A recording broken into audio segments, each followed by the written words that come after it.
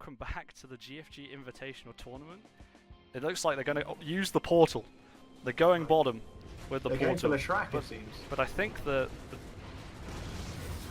Oh, X mark is out and the boat. They bring him back into the boat. lovely. The Treant unfortunately walks into the boat as well, and this will be a double kill. 2 kills for GFG. Ob not getting one, and Churimbong with the Macropie getting the other.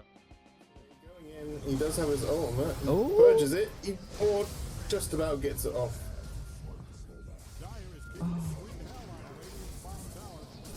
Ranger getting Chrono with the focus fire. Raxi pinned, finished off. That's away already running. back to full health too. Gets slowed. So Oh, close. Oh, gonna Doom get finishes doomed off, here. but then he probably pays the TP's price. Oh, Cleese just misses it. Very fucking nice. All the tips coming out.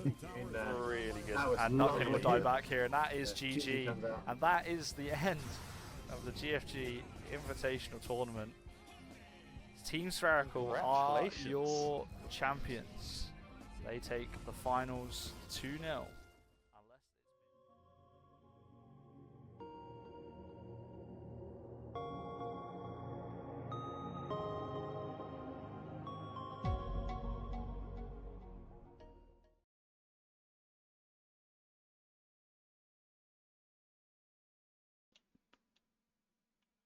Right, hello everybody, and welcome back to the GFG Invitational with... Oh no, this is the wrong logos, I didn't change them. We've got a great game today that isn't this one, so sit tight while I just do some... Oh, this isn't even their logo either. It'll have to do for now. I'll change it later. It's not deep fried enough. But yes, welcome back to the GFG Invitational, production value high. We are about 2 weeks into the tournament. I think this is the official halfway point. And I am Scotteh, joined by Ob Not, also of GFG. How are you, sir? I'm good. Good, I'm ready. Good. Please let us I'd like know. to see some Bernard. Yes, Bernard made their... I think I've played a couple of games now, which is very exciting. But I was just going to say, please let us know if the audio is all okay. I have adjusted some things, so if anyone is too loud, too quiet, or, you know, just, you know, you want me to be muted, then I feel like you can handle that yourselves. There's a button to mute. You could do that. But if there's Or any- if it's just right, then, you know, Also- let us know that it's perfect. Exactly. That would also be great, so thank you. We're straight into the draft because we're super prepared. There is a stand-in last minute for Team Bernard. Zebulon is playing instead of Door, I believe. So we are... Yeah, we're already in. But yeah, as I was saying, I think this is the halfway point of the tournament. Not necessarily in games played, because we had less in week 1, but in terms of, like, you know, actual time, we're halfway there. Whoa, whoa. Fresh Prince of Bel-Air. Whoa. Um, That's nice. so, yeah, we're getting some bans. I mean, Jackie is banned. That's a classic. Tinker ban. These are all pretty standard bands. The Tinker ban is interesting, though. I wasn't aware that OGs was Tinker Gamers. I know Seething is obviously... So, Seething is in and also captaining or drafting for OGs, despite being part of another team. So, I guess that's why the Kunker ban. I don't know if there is a Tinker player, you know, like there is on Sit Out on OGs, but we're not going to find out because it's banned. So, see you later, I guess. I will have to wait for game 2 if it doesn't get banned again. Exactly. So, where are we? We've got, in terms of the games that we have, what was Bernard's score right now? Bernard have played against Gubcord and lost 2-0, and Spherical and lost 2-0, and OGs lost 2-0 to Sit Out, but drew 1-1 with Spherical. So they have a 1-3 record compared to the 0-4. So 2 teams looking to pick up a nice dub today to rocket themselves up the table. That is kind of tough for Bernard. They've played who are currently the top 2 teams. Yeah, in the table. It's a tough start for sure. That is rough. It is a tough start. all downhill from here, I guess. Okay, so here's one I was sort of interested in for Bernard. Believed that Bernard of Bernard, and I mean Bernard Humperdinck in this particular case, is a Witch Doctor fan, and so I believe both supports, when they don't have a stand-in, are big fans of the Doctor. So interestingly, that got through, but I'm guessing the Viper Necro, bans are,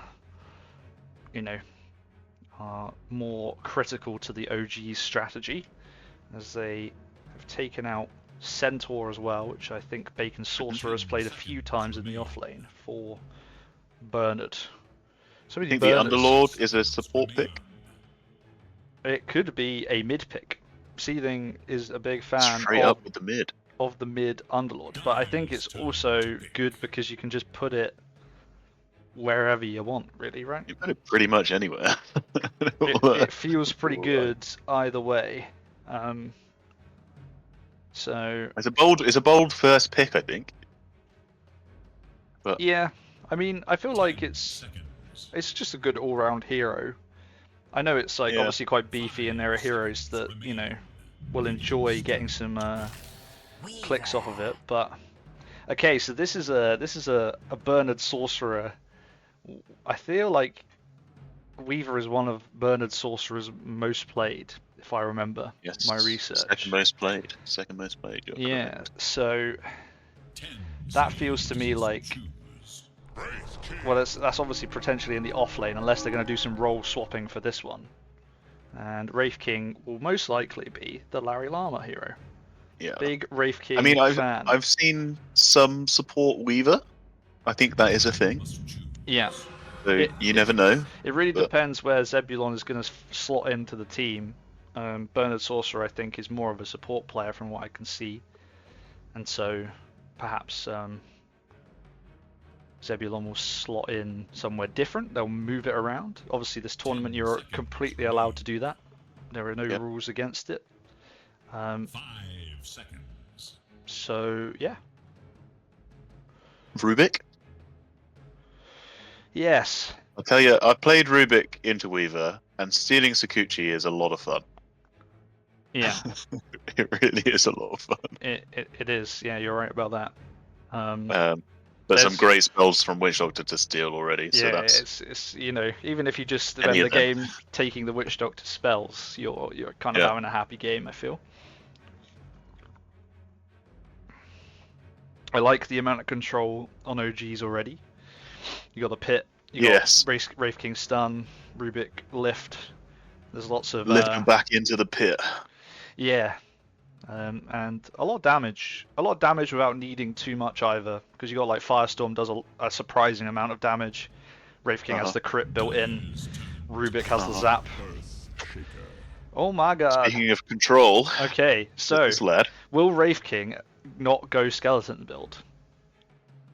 Because the skeleton build could work in the Shaker's favour. Spell the end for OGs. I prefer the other one anyway on Wraith King. Yeah. Well, I think it's supposed to be for the farming more than actually for the fighting. The skeletons. Yeah. I just like the extra damage, but I don't think it's spear damage as well. It's good. It's good. So, but yeah, definitely in danger with the scaly bobs. Oh, and it's crazy that Clockwork made it this far, but he has, and that's another one I had written down for Bernard as a sort of favourite. Oh, the picks are coming thick and fast now. Oh, are they going to go call Io again? Are they running it back? I hope so. I really want to see it again.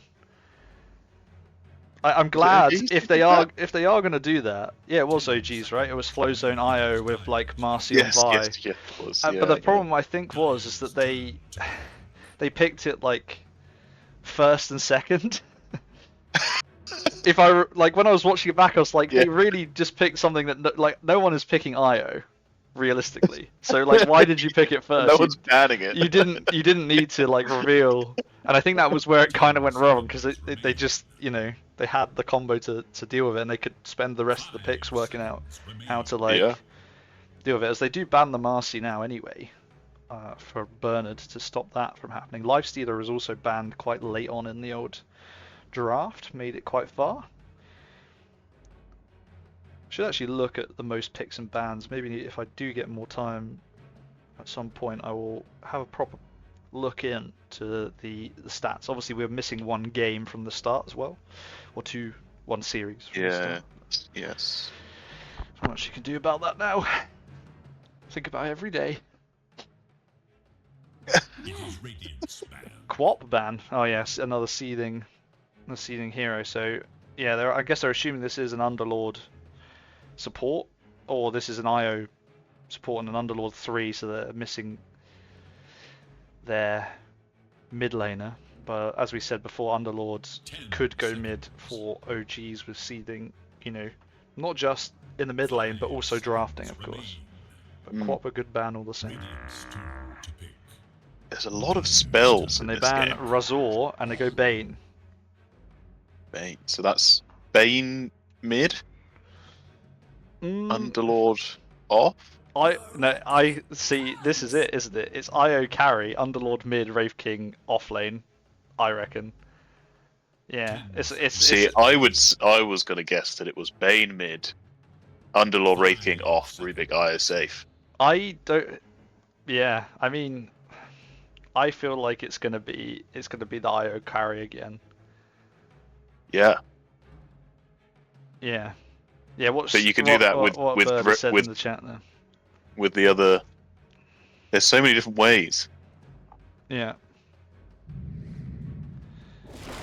Oh, the Nature's Prophet is still there, and they take it. Fair enough. Yeah, Yeah, that hero's popping Flowzone off. IO. Yeah, Bane on Vi Bane. Larry. Yeah. So as I thought, Got it. it is. And he's gone for the Spectral Blade. Yeah, I feel. Oh no, he's switching Nope. between. I No. do wonder what they will say is preferable. I think there is a lot of because he's gone Abyssal Horde on the Underlord as well, so that's more units as well. But not that they are very impactful really, but just It all adds up. It all adds up. He has gone back to it again. yeah. I wonder if just Should for farming purposes, it's better if you just try not to press it in the fight. Just like when you're hammering all the buttons, like stay away from the. Don't press it. So yeah, we'll see. Right, well, I'm going to start the predictions, so put your beans in. Who are you favouring? Well. I like what both teams have gone for here because I feel like Bernard have got themselves onto heroes that they like. But I would say I like the OG's draft, and I also back the IO carry the second time around. You back it. Picked later, I feel like it will be more effective. But I'm not saying that it's clear cut for me anyway. See, by I any think means. it worked well in the last game, but I'm not sure if I'm completely confident in an IO carry into a Nature's Prophet. But it does have to relocate, which is quite handy against that, so we'll see. Yeah. Why don't you run it down for Very us? well. I'm very Let's proud of do it. So, starting with OGs on the Radiant side, we have Flowzone. On the carry IO, we have Larry Llama. On the off lane, Wraith King. Seething on the mid, Underlord. Time Twister on the Rubik. And Bane is being played by Vi. And then for Bernard, we have Bernard playing Clockwork. We have Pen playing Nature's Prophet. We have Zebulon on Witch Doctor. Bernard Sorcerer on Weaver. And somewhere down here, we have Rami on Shaker. So it'll be interesting to see what their lanes look like and whether they have decided to swap round. I think they're definitely a team that could do that. Based off of the heroes they play and the roles that they have across the team. Obviously, they have quite a few support players in their stack, so might be able to be a bit more flexible with it. Looks like nothing doing at the start of the game. I think Rami might have a look, but it's a bit tentative. But I think he's seen a couple. Yeah, I would be walking away right about now. They will take 2 each. Peace. Flowzone is uncontested down here. Yeah, it says I will get a ward here as well. It's Yeah. quite nice. Obviously done their research on where they Yes. like the ward. So Nature's Prophet versus Underlord mid. So it was a first pick Underlord and a last pick Nature's Prophet. So remains to be seen if this is kind of a battle of of pick side as much as anything else. So yeah, it looks like then Rami has gone into the off lane with the Earthshaker. Top lane is Bernard Sorcerer switching from off lane to carry Weaver, and then the Clockwork supporting him. So Sure. I think that'll be nice with the bug damage against the Wraith King. Yeah, nice setup with the cons as well. Yeah, although what I would say is about picking Clockwork into Rubik is there's even more good spells to steal. I don't know the chance that Rubik steals. Oh, the Bongos down bot Hookshot. lane.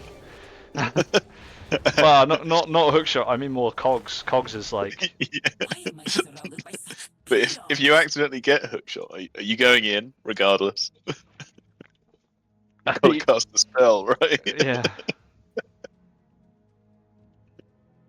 Yeah, bottom lane there's a bit of damage going on to the supports, but Both the sports getting quite low. we did have an interestingly timed pause as I see Larry is restarting Dota 2. So we'll be back at a moment. Still got some time to predict with your channel points. I can I've see put a log on with 5 minutes on it. So. I can see from here that there is that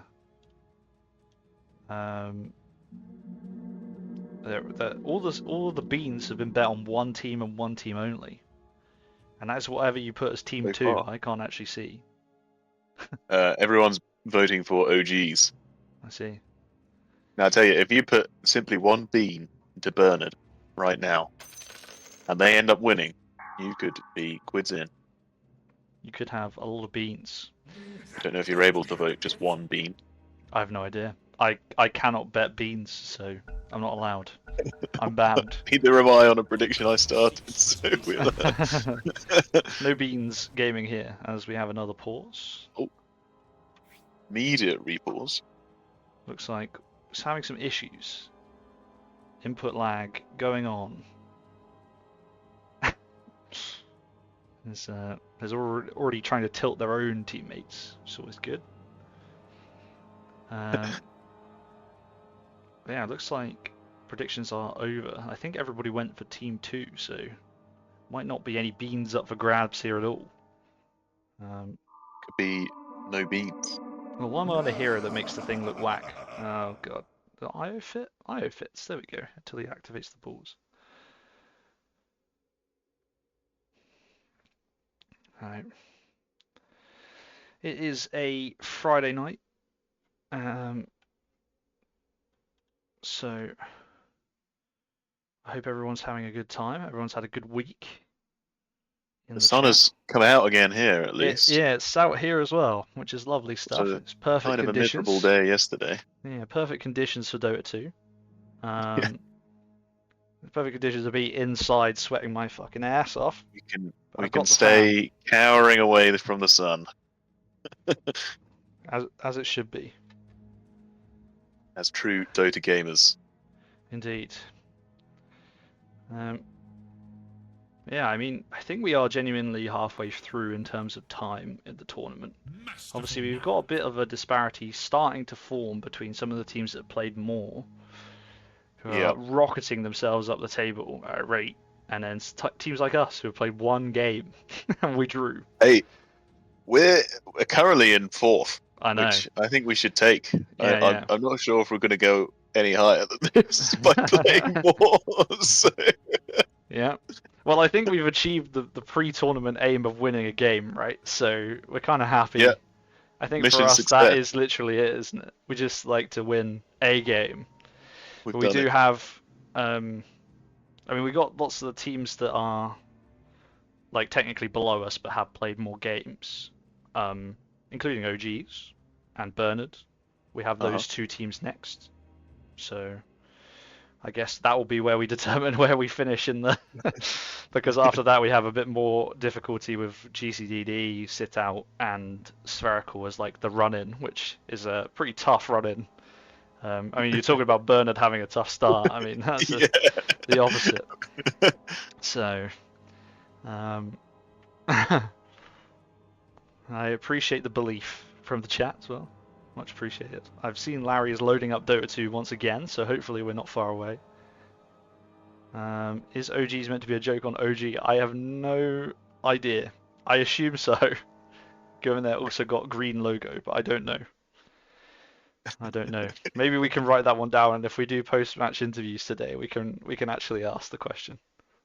The logo, or the O and the J is the same as the O and the G, so I would assume so. Yeah, I think that's something in future tournaments, especially if we got different teams from different like discords and stuff. Is maybe if I'm a bit more prepared and don't like plan it like 3 weeks before it starts this time, I will get like a bit more of a profile on all the teams, and we can do some like cool shit. We can do some cool shit where we like intro the teams a bit better. We just did that one stream, didn't we, at the start? As it looks like I think that's pretty cool. Yeah, we got some cool graphics. I mean, it's 10 years. We've been going 10 years. So 10 years, that's still shit. yeah, that's right. But you know, Makes you question it, doesn't it? many times over the last however long. Oh, I don't think I changed the name of the stream, which may have bamboozled a few. Let me just change that. It is OGs again.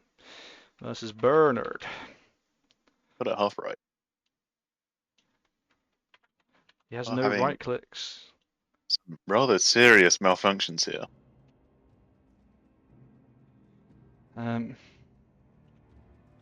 Right now he probably won't because we are paused. I don't know if that is helpful. I don't know. I guess maybe he's not getting the little game is paused notification when you Yeah. right click. One of these. Just giving the chat a bit of that game is paused. So that's the audio changes I made. It basically said the game audio should be louder. Separate everything out. Not make it so fucking scuffed anymore, ideally. Where you and Dota come through the same audio channel, Mark, before, so we've changed that so you're separate now, so I can adjust. Dota and I are one. Because I have my game sounds turned low, so I need to boost them up. All this shit. So. I think we're gonna get this show back on the road. Let's do it. Excellent. And this long-awaited chase of Vi down the bot Oh yeah, lane. shit, of course. I actually Hens forgot. come in. Oh my god, the TP in. The damage is outrageous actually this early on. First blood. But that is a nice first blood onto the mid. I mean, Seething will have had the lane in the meantime, but he's basically back already. How much of that pause time was spent planning that? I mean, you would hope not that much. I'm gonna TP in. I'm playing Nature's Prophet. I have a spell that allows me to TP wherever. I'm gonna use it, and we can get this kill. I think that's all the discussion that's required. It's like, okay, and now we wait. Man, sounds complicated. You know, it's so complicated. I think that they probably could have thought of it before the pause, but just they weren't able to execute it because, fortunately, Larry is having some mouse issues. Although hopefully they've been resolved. Top lane. Speaking of Larry, he is in big trouble, and this could be another kill. Looks like it's gonna be. Goes into the Zebulon old in bot lane as well. Wraith Goes down. form. But yeah, so kills across the map. Did miss the Zebulon one, unfortunately, but top lane Larry went got, down in Wraith form. Got nightmared up by the Bane and just right click down. That was kind of tough. Yeah. That overcharge from IO really puts out a lot of damage. It's surprising. Yeah, I think the problem here, by the looks, is that middle lane. Look at the CS difference currently. Obviously, that rotation happening as Bernard is getting chased top lane in the battle for the Lotus. The mid CS is, as pointed out now by the chat as well, a bit different. Yeah. Am I seeing that right? Is it It's not 3 last hits for mid. It is 3 last hits for mid currently. Yeah, It's up to 5. Nearly doubled. good. Has got a kill on first blood, so Yeah, no, look, that's what I was gonna say. Is like, you know, Yeah. the rotation takes him out of the lane only for a short amount of time, but Underlord can just dominate that in that meantime. Yeah. It's just got high damage spells and just sit and farm it, nice and easy. So it'll be he's got interesting. 2 levels into his atrophy aura as well, so he does 90 plus damage already. The Nature's Prophet's only 61, so it's tough to even get in there. Yeah.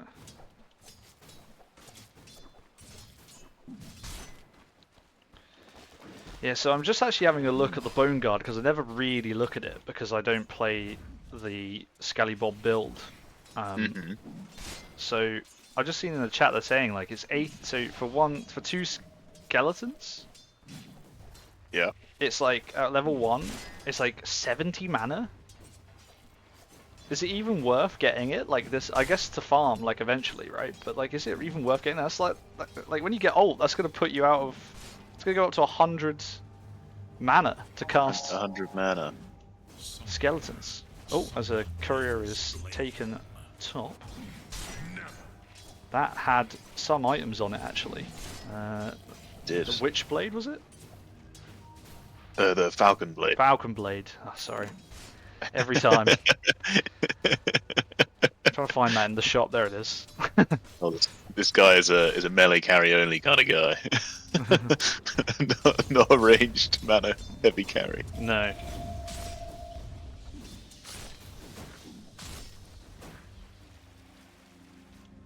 Yeah. Yeah, that's quite upsetting. That's a lot of itemage Yeah. to not have. Gonna really hurt. Bit of skeleton discussion going on in the chat currently as I think that Maledict just missed on the vibe down there, so we'll live. That you obviously just don't press it basically unless you think you can get a kill at like level 3, and then you just wait till you're farming and use it to farm camps, which I guess makes sense. As bottom lane, we actually have a rotation in from Pen once again, traps up Vi, although the healing from the IO will keep him alive, and Zebulon is also low, but they break the tether, and Vi in big trouble now, off into the trees. juking through the trees, and goes to TP out, but Oh, does get killed in the end. Pen getting the kill again, so nearly. that'll nearly. help the mid situation out. I mean, the CS is still not looking good Yeah. currently. I needed it. It's rough. It's a level down still, despite having 2 kills in the middle lane. Underlord is dominating and controlling the game currently. Who braces boots? What full wand? Compared to just boots. Yeah. Not even finish the treads. Yeah. So, you would feel that the way back in there for the old mid profit is to keep doing what they're doing. Just rotate rounds, try and get some kills in the other lanes if possible. Yeah. Currently, Problem is, Underlord is also a hero that can do that quite easily with his ult, which he now has. It's because true. He's level 6. he can pop round and visit anywhere he likes as well. Looks like Nature's Prophet has gone top now. Speaking of Level TPing in, 6 has used the Wrath of Nature. Larry running around. Don't know where it's going to go. Quick. He's trapped up, but now the Underlord is coming in, so he's baited him up Underlord into a on his position way. where it's a little less ideal, but Larry will actually go down, and Underlord, he's despite cancelled it. bringing the portal, will not come through. So that will be the Underlord ult down. Another good rotation by That's Pen on the Prophet as well.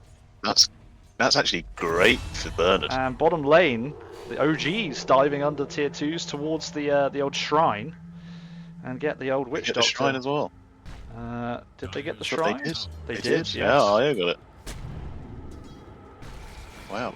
Well, this is really flip-flopping. We do have quite a lot of heroes that can teleport across the map, don't we?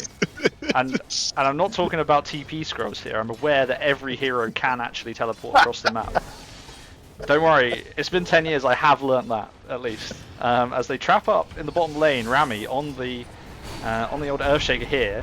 Although Vi is taking a lot of damage from this Maledict. He does get the heal up now from Io. It remains to be seen if he should live the Maledict. Yeah, last tick won't take him down. That healing was outrageous.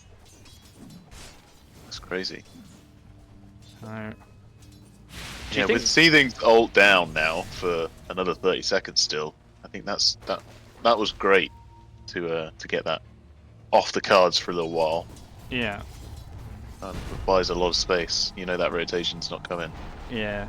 And as Nature's Prophet, you know you can still dip in and out when you need to.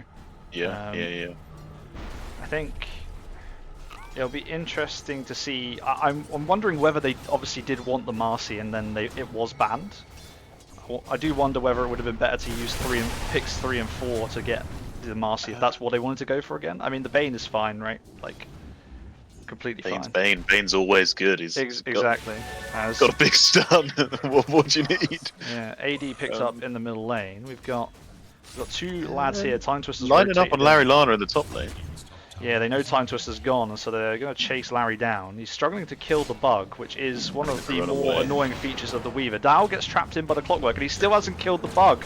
And he does finally get it, but the battery assault. Oh. He's only level 5, and now the They're on his own skeletons. now, though. The skeletons are doing bits, but now Larry will actually go down, and Clockwork survives. I don't know what HP he's on, but it's very low. On And now 30. Nature's Prophet's on the back of Rubik. Yeah, and there could be more here. The Weaver now gets shredded, runs under the tower under Sakuchi and gets killed. So it turns around. Vi, the brain sap, I think, did the massive damage. I definitely pronounced Yeah. the Weaver spell wrong. Shikuchi. I don't know what I said, but it wasn't that.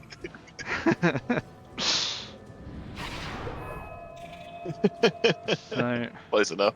it was close enough, I think. I don't know what I said. But there we go. Oh, we've got... If there was a mod in the chat, if we could ban that guy, that would be great. Thank you.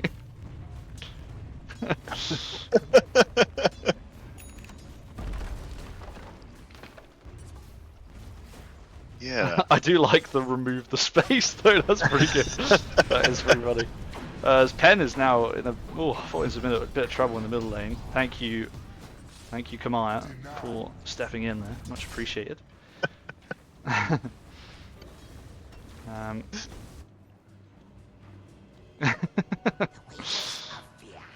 Yeah. I'm just glad my it keeps a chat log, isn't it? I was the last person to ban someone, so I'm glad I'm not anymore. That's good. Alright, so we're still looking. I think we've missed Yeah. much. Pen Been fairly is quiet. Yeah, Pen is getting lifted. I think that is what you were saying in the draft about the old trap and the Rubik lift. You're trying to like bring him back into the Yeah. trap another time. They try to do it there, but Pen Well, I think a in bit tanky. in an ideal world here, you can get at least 3 routes in. Because you route up, you get the Wraith King stun, you get another route. You get the Rubik stun, you get another route. And then I don't know, maybe a Nightmare, and you get another route. So maybe four routes for the price of 1. Yeah. What In is an ideal still scenario. is still concerning is that Pen on Nature's Prophet does only have about half the CS of Seething currently. It's not got any better, but then, like we said before, the rotations have been there. Yeah. Pen 201, Seething obviously that one failed rotation, but I mean the gold. It doesn't look so bad on the net worth. It's only 1,000 gold, but I guess that's still quite a bit at this point in the game. Yeah. So, oh sorry, we missed this, missed another kill. Clockwork getting run down by the looks by the old IO Rubik combo. Yeah, that was deep. Bane is just sleeping and now ulting the Earthshaker, and they're rotating in. Underlord will come in on his own. behind, gets the trap up, and he couldn't really run away. He's just controlled What? by the Bane. He was nightmared, and then he was ulted, and he couldn't move. So he just stood there, and all that time, Underlord just rotated around behind, and that's an easy kill. And they've got 4 down here now. They bring Clockwork in, and the trap is out as Yeah. well. Big damage coming out from the Firestorm too. Clockwork, Bernard living Was on a very lovely low life. bongo. It was a nice bongos, and the cogs as well are still doing work. But it's the stolen bongos now, bouncing between their own creeps. But now the Weaver is in, and that is a dead Rubik. No armor from those bugs goes down as well. This is still a brawl that's happening as well. Rami coming back in with the Echo Slam yeah, onto he's- Flow Zone, and he does get there. Just about dies to the ult from the Maledict, actually, sorry, from the Rubik in the end. And now Bernard is starting to clean up. Hook shot misses. He's trying to find Underlord. He is still under the tower. I feel like they'll be able to find him. The Weaver bugs do spot him out. And now, is that a defusal? Yeah, that's a defusal already on the Weaver. And Seething is in a world of hurt here. Not going to be able to get out of there. The Bongos, again, bouncing. But that will be, I think, over the course of that fight, 4 kills for Bernard. Yeah, it might not be over yet. Clockwork's getting chased down by the Rubik. Yeah, we're... And Io coming back in as well. Clockwork will... Io coming Oh, the back zap! in. Does so much damage. Clockwork with the cogs. That will stop the chase by the looks of it. And Flowzone does get a little buzz for good measure from the cogs. And also is getting stunned up by these creeps. He's down to half health already. Just farming the camp. Can't win. But yeah. Middle lane, Vi is looking for the kill on the Clockwork, who's been too greedy and under the vision, trying to take... Doing up there. Flowzone is actually relocated as well. I think because they want Pen. They've seen Pen come for the rune here, and he That's does. big trouble. And Vi actually stole the haste. Pen was That's incredible. not able to get. Yeah, Pen was not able to get the rune, and as a consequence, is it's definitely dead. Yeah. I would say. Oh, can you start another prediction? Is this is this Nature's Prophet dead? I think almost certainly yes. You would imagine so at this point, right? And for what it's worth, well, it's not okay. Dying here is not going to help the old CS slash Yeah. lack of creep hitting star, but this kind of silent assassin on the Weaver already got the defusal. Yeah. Top of the net worth as well. Absolutely storming. And what The I would sorcerer say is there's is working only their magic. there's not that much, even less disparity now between the Prophet and the Underlord in terms of net worth overall anyway. So Again, just keeping up those good rotations, as you say. yeah. Been great. Bernard is not messing around in this game. Yeah. Yes. And it does show you can just fight. And sometimes fighting does result in positive net worth, it turns out. As we've lost many a game where they just ran at us. Yeah. They kept running. And we kept dying. Look at the courier on this witch doctor. Courier on the Witch Doctor. Where is Yeah, he? nearly full courier, Oh my goodness. ready to go.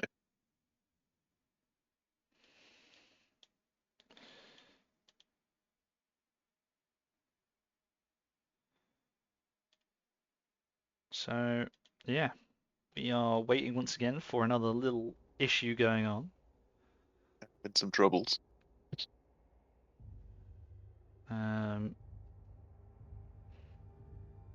So yeah, it's good stuff. They're making They've managed to get their experience advantage back as well. We're a bit behind in terms of XP up until that fight in the bot lane. yeah, the gold and XP flying the other direction currently. Well, that's handy. Oh my goodness. Because it looks like a lot, but it's at the end of the game that would just be a tiny little bump. Yeah. It'll level out. So Bernard have I mean, firstly the game score is 69. Just pointing that one out while we've got it. Nice. So do you think then Weaver isn't really... See, this is the difficulty with the IO, right? So I don't really know how to judge it as as a carry, but it needs a couple of items to get going. But it still does damage now and is getting involved in the kills, obviously. Yeah. But in terms of like Weaver can do a lot of damage and get items quite fast, but then sort of falls off a bit later on. So when everybody has like the beefy items to like stop the damage. The thing is with Weaver is the swarm, and I'm assuming the Deso, which comes later. The amount of minus armor it it just does damage for such a long time because your effective HP is so much lower. And I don't think maybe once the IO has a lot of items, but I mean like fully 6-slotted, you might take a little while to take him down. Because the healing then, doubles it really. But I don't think the Weaver's going to be short damage, and I've seen some disgusting things recently with a Nature's Prophet. Yeah, in terms that's of true as well. output. So the two of those together, I would have thought will be plenty. I think, as you said at the beginning of the game, a lot of this is going to come down to the control. Both teams have quite a bit, but it's all down to who gets us out first in these fights. Yeah. I mean, currently I've always Bernards wanted to be a giant are spacecraft. using their You're a beautiful abilities person with a and charming fighting, personality. a bit better currently. I think it's a Yeah. bit more reactive currently from OGs, but they have the spells to do that as well with the Underlord's Yeah. IO, so they can be reactive. I think this actually mid is probably something that the first time they've tried to set something up before since the seething attempt in the top lane earlier on that obviously just didn't work out because Larry was kind of dead already and there was 3. Yeah. So maybe more to come of this anyway. Yeah, to touch on what you were just saying a minute ago, the issue maybe the Burner would run into later is at the moment they can just fight, right? And they can kill the heroes quite quickly and it's okay. They'll still be able to do that later, but the advantage they have at the moment is they kill them before they get their control out. So the Bane can't do much. And neither can the Rubik. Whereas later on, you're going to have 3 very beefy heroes kind of running at you, which you're going to have to get past before you can take down these control heroes. So that is going to be the contentious point. Are they taunting this Nature's Prophet here? Yeah, they did ask him for what his last words were. And then Flowzone is now bargaining for his life if he, I presume, drops his boots. Spent so long farming those up. Yeah. I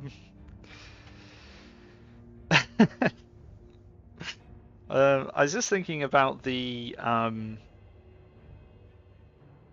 so again, going back to the fighting, I feel like also it's about the positioning of OGs a lot because you have these kind of disruptive heroes that want to get on the back lines, right? So you're like Clockwork Shaker. If you get stuck in cogs with like 2, even just 2, like you're in a bit of trouble because the Shaker can follow up and stuff like that. You also got Nature's Prophet who can TP behind and get involved, and silence, and I presume it will be it is an Orchid already queued up, right? So it's definitely a. But then the counter argument to that is if the Underlord gets his root down in the middle before the cogs go down, it's the kind of the same problem the other way. As you say, they got the Nature's Prophet, which is you can just TP around the back, but everyone else will be stuck trying to Sakushi around the the root and things. So it all comes down to who can get their big zoning done out first. Yeah. No, it will be interesting to see. I think there's some good fights in the future of this game, but first the game has to restart. So, do I have time to make an alcoholic drink? Do we think? Can I? I might have a cider in the fridge. Maybe I'll pop a tin. Yeah, I've got a little beer on the go. Good. I'll walk away, right? I'm gonna walk away now. I'm going. Well, you're gonna get about halfway, and then you're gonna go all crackly. Yeah. But then well, once I'll stop you get talking all the way about downstairs, you'll be okay. If I'm below my computer, I can still talk. But I'm gonna go to the fridge, so I'm sure they'll restart imminently. I'm not sure if I'm as confident if you are. It was your own damn fault. Yeah, the sorcerer is still disconnected, so if it's going to be anytime soon.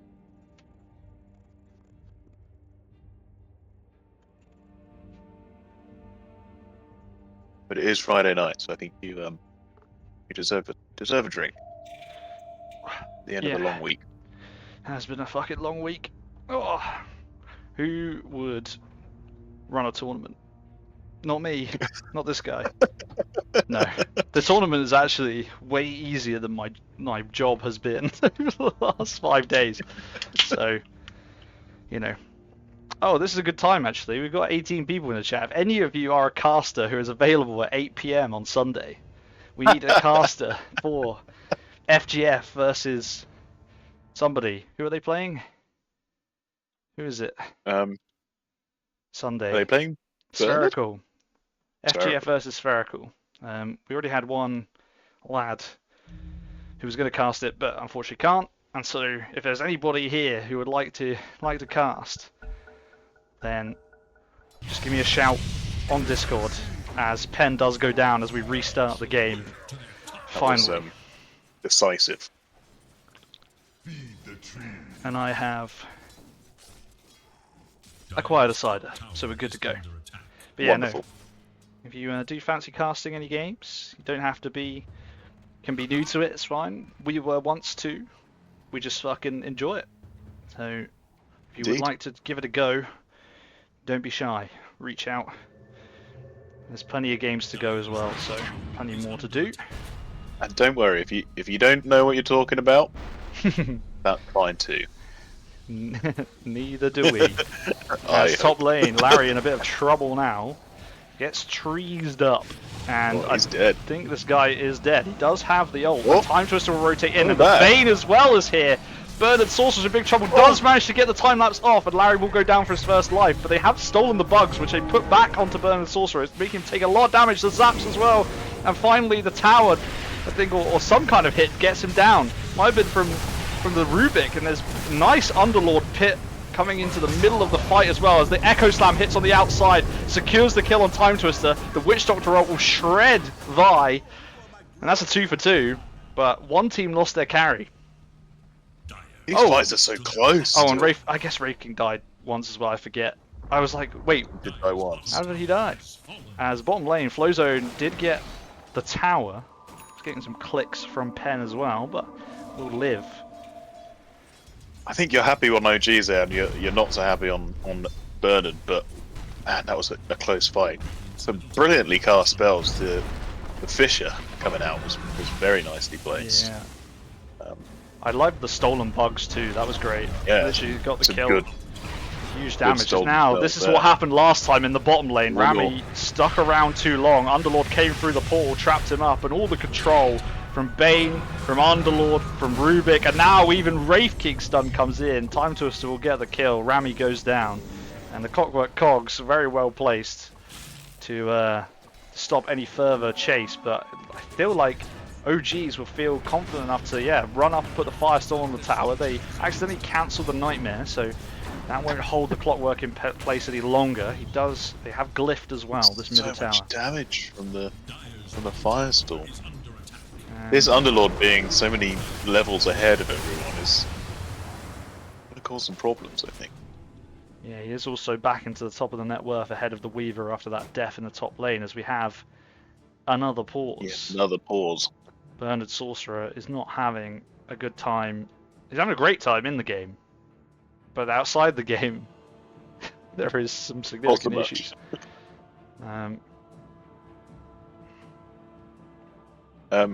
Just to add another one onto the tally, Underlord now has a rod, so that, just add another route on.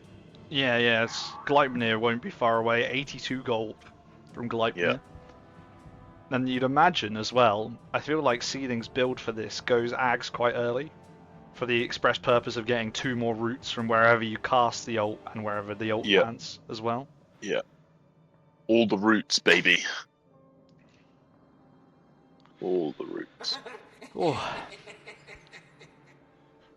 They have a stop-start one You can't this time around. improve until you make mistakes. Well, I think it's my turn to go and get a drink, so I've lovely just stuff. finished mine. Although Oh. Bernard is back. I'll be quick. I've been abandoned. I've been left to my own devices. This is terrible news. Right. IO doing the old Helm of the Dominator things. We saw this on Tuesday. Flow Zone as well. And it is rather quick at farming.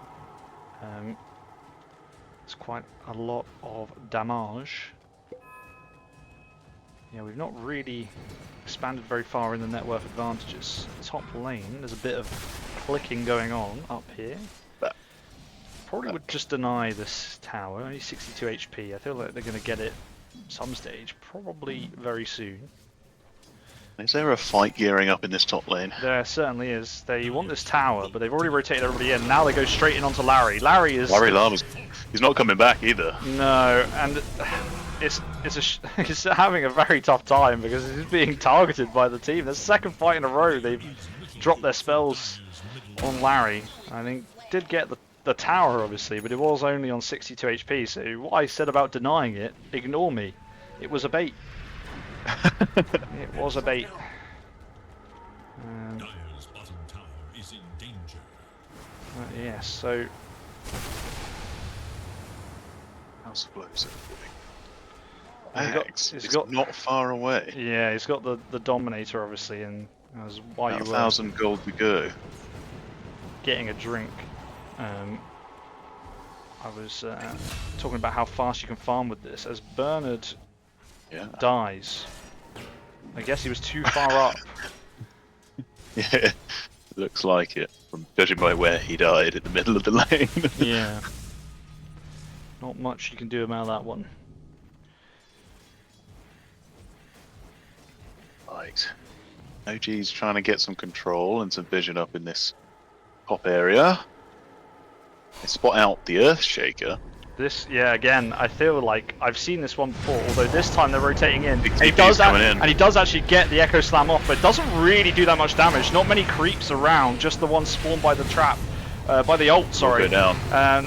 And he will, yeah, go down. They do manage to get the Bane in return, but Clockwork also goes down by hook shotting in and putting the cogs down. We will chase after Pen, and now the trap comes out. Rich Doctor walks into the trap. The bongos don't really do anything, and now the roots. Did he cast his ult? No, he has to get outside the root before he can put it down. He's just being run down by Larry, and in the meantime, on the front lines, Underlord was running down the Nature's Prophet. So The roots! not a good fight for Bernard there, as this is the biggest lead we've had so far. It's up to 5k just about now. And It's OG's just executing so better in that many fight. roots. Every time you think you're done being rooted, there's another one. That's what we're talking about with the control as well. Not to mention, obviously, that I don't think Flowzone was involved in that fight. I'm not sure. Can't recall. No, I don't So- think I saw him there. He now has his axe as well, which is terrifying. And that's allowed OGs to just get big control over the map. They already had vision in this area where they were so confident running through to set up. And now they've just come in to take over the Dire triangle as well. Double warding. Yeah, middle lane. Oh, the stolen sprout here from the Rubik, doing a bit of damage to the old Clockwork. A bit of Fade Bolt damage as well. They will smoke up on 4. Pen will TP to the top lane though.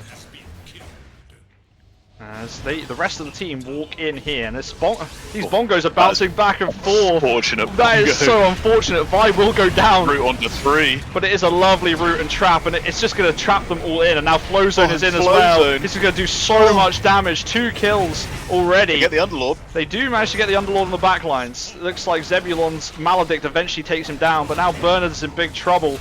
All the Bernards are dead. That's the team wipe. 5-man wipe for OGs as they clean up Wow. Pen and Bernard Sorcerer. The trap was so good. They were in this like tiny little corridor and it just funneled everybody in. This trap. Too strong. Too strong. I mean, after the perfect bongos as well. You don't get better bongos than that. Like, you I was get- very lucky. Do they target heroes now or something? Or is they- that just... Earthshaker's TP'd in. I don't know if he wants to go. I mean, the rest of his team was not Put quite his there. ult up. He doesn't have Blink though. He doesn't have Blink. Maybe He's that's why got he Orb of TP'd in. He's got Armlet and Orb of Corrosion. Yeah, that's a big lead Going to the side of OGs. Yeah, and he's trying to get the old... Oh my god, now Bernard Sorcerer has TP'd in, now has to time-lapse back to base. All the way back to base, but this team's gone into fight. Flowzone wants to come in. Now the Echo Slam gets dropped, and the hook shot doesn't land onto Flowzone, but it does get in the area to try and stun up Flowzone. Oh, he's so low. It is really low. He Maledict should, hit. yeah, pop to Maledict in the end, but this return kills again onto... What is that? Pen and also the Earthshaker. 2 cores for the POS 1. Doesn't always feel great, but... No. As the net worth advantage is rising, 10k advantage now for OGs, and you can see that their cores are... I mean, even the Rubik has reached above the Earthshaker. It's unraveling a little bit for Bernard. Not looking good. It is not looking good. Yeah, I'm not sure about this armlet Earthshaker, by the way. I don't know this build. Why am I If it's a surrounded by thing, I such don't know. peons? As top lane with the dust as well, Bernard's Sorcerer again is in big trouble, getting trapped up by the Underlord now, and he will just be clicked down. He gets the bugs out before death, but So much stun. they just, yeah, they have so much control. Larry, oh! It's a nice switcheroo, but it's one of those ones where you know the result is only inevitable. It's delaying the inevitable. It genuinely caught me by surprise though. I got stunlocked by that. As Clockwork, speaking of stunlocks, Yeah. is not moving anywhere. Well, that was nice. That was nice. Pen will now TP out and go bottom lane, and Rami needs to move back into the base, otherwise Vi is going to do what he's done before and just control him up for the longest time. 12k advantage now. Game is unraveling. The graph is only going in one direction, and Gaben favours OG's 80%. Yeah, I believe it. I'm not sure if Hen has a BKB queued up, but it's a long uphill road to get it. Yeah. And I'm not sure without it you're going to be able to get much done. You've got a bit. You just got a bit of trouble trying to like navigate yourself through the fight, and this is what you were saying about the Weaver having to just dodge out of the way of so many different things. As Pen gets Vi in the bottom lane, I'm going to assume that was a 1v1, and yeah, it does clean him up and TP's out before any rotation can come. And they've been really good with the sentries and dust as well. Yeah, I think a bit on it. the Weaver has had a bit of difficulty trying to navigate through, thinking where they won't have vision there, surely, and then lo and behold, the dust, or there is a sentry down. Not able to do Weaver things and just catch people out when they're not expecting it.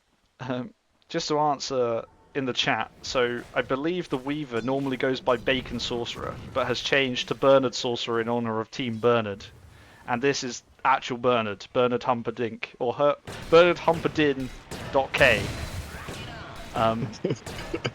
As it actually is on this particular one. It's a lot of Bernard going on, but you know, I'm trying my best to keep up with it. So You can't have enough Bernard. there is just so much Bernard going on.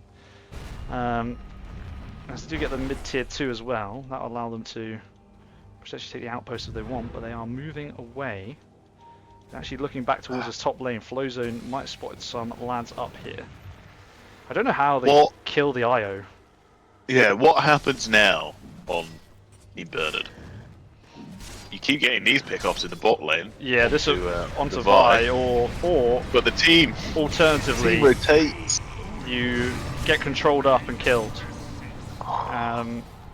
They just go back through, continue the push, Yeah, keep the pressure up. Flowzone just returns home. Oh, what are you meant to do against this? You need BKBs. You need to be able to ignore the route. Yeah, this Weaver is going Lincolns, but I mean, is BKB a bad item to buy on Weaver? I feel like it feels bad to have to buy it, right? Because you want to just be able to avoid it by doing Weaver things, but I don't know what the options are. But Lincoln's wise, like I guess he can't be like pulled back by the Rubik, and it blocks like the Bane stuff. But one of those many spells is just gonna pop it. I guess There's it's too worth, many. That's the problem. I guess it's Lincoln's worth is quite a dodging one. specific like item in the sense that you need some good spells that it will dodge. Oh But my if you god, have too many Clockwork spells, it's Bernard's just gonna. is an absolute madman. He has wandered up to the front of the base and been unceremoniously killed. They do get the silence now out onto the IO, but I think he's popped everything anyway, and he gets the orbs out there for free. Now Larry is blinked in. He's got the Radiance up as well. It's a nice Witch Doctor ult on the back lines. Trap will now come out. I don't know if they can really stop this siege currently. They are missing their clockwork. He does have hookshot when he comes back alive in 10 seconds. They don't push very quickly. Earthshaker's in deep. Yeah, Rami in big trouble on the back line. Still no blink or ags, so can't get in to cast the ult. I think that was the plan, was to teleport in and potentially ult, but they backed off on OGs, and now they will just slowly siege this tower. And sprout up on to Larry as well. But I don't see what they can really do. Clockwork needs to... I don't know how they can't. They just can't. The root is... Yeah, now they drop the Witch Doctor ult, but the root comes out immediately, and they then Nightmare him up, so he slept as well. They actually used the Orchid onto the Rubik on the back line. The hookshot comes out as well, but IO just tethers on, and this damage is huge. Time Twist, a mega kill streak. They've controlled up the Weaver again, and I guess this is what the Lincolns would block, but it isn't because it's not available just yet. Does manage to get away on very low HP, will just about make it back to the base. I guess that, yeah, that Fiend's Grip is what they're looking to block. As Wraith King... Penn nearly managed to take down the Rubik, but managing to get away on low health. Wraith King ult is actually popped by the Wrath of Nature in the end. But, yeah. I fear this lack of blink. I fear this lack of blink on the Earthshaker is stopping them from really getting much done. Not helping, that's for sure. No. But then the Clockwork is able to get in there, and that's not really helping either. I don't think both are able to get in there simultaneously, which is kind of what you want, isn't it? You kind of want the Clockwork to set up for the Shaker. He can trap them in, and while they're fucking panicking about trying to get out of the cogs, you follow it up with the big slap. Yes. That's kind of like what you're looking for. As we watch OGs take down this row, that is what you're looking for, but also it doesn't feel like OGs are panicking about the cogs at the moment.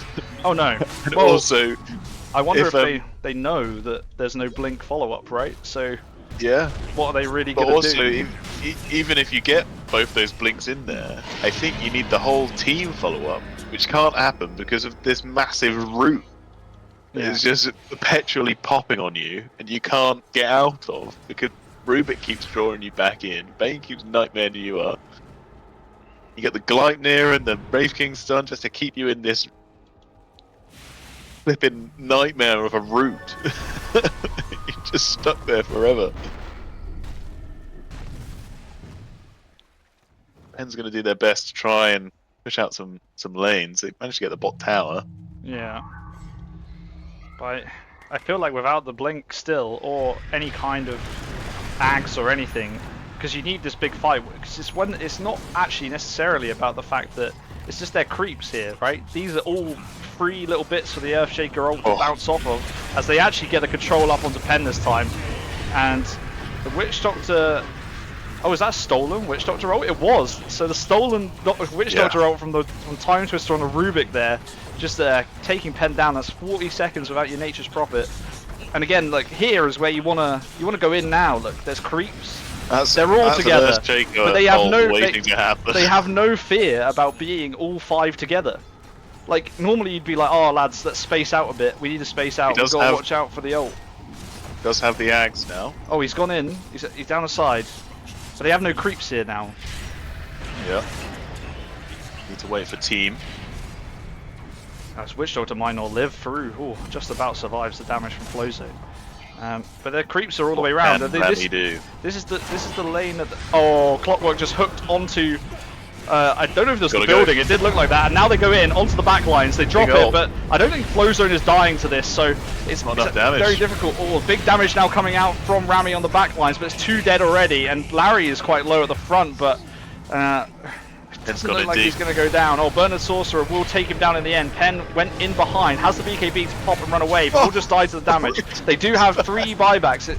They need to ring them now if they're going to, as the Ags ult from Underlord is going, and he TPs in behind towards the base and then runs back towards again. Penn buys back, TP's in behind, is trying to get this Rubik, but he doesn't have the BKB to escape this time, so he's going to struggle to get back out of here, and I think this could just be a dieback. The stolen bongos come out, and now the IO orbs take him down. 70 seconds without your Nature's Prophet in big trouble. No buyback from the Clockwork as Witch Doctor gets blinked on and crit for half his HP. Switcheroo comes out, but it will only delay the inevitable with the Pit of Malice set up afterwards. That is 60 seconds without your Witch Doctor, and they decide That's gotta be Bernard GG, have yeah. had enough. 32 minutes in, 37 kills to 18. OGs take game 1 in this 2-game series. Now that is one of the most decisive games I've seen. It was very close in the early stages, but OGs just ran away with it. They just ran at them, rooted them up. They took the game. Yeah, it got out of hand real fast. It was an unfortunate. So what happened with the Clockwork ult? Thanks to the chat for pointing this out to me, because I couldn't tell what happened. The creep wave spawned right as he cast it, so he hooked Yeah. into the creeps because they just spawned and they weren't there like a second before. Yeah, that was rough. Yeah, and so ultimately you've got this like. Yeah, so there's just no fight at the end. I feel like it's difficult. It's difficult. I don't know whether the Earthshaker change is to try and adapt to the situation, maybe not getting as much farm as you would want. But I still think Blink Dagger is so critical.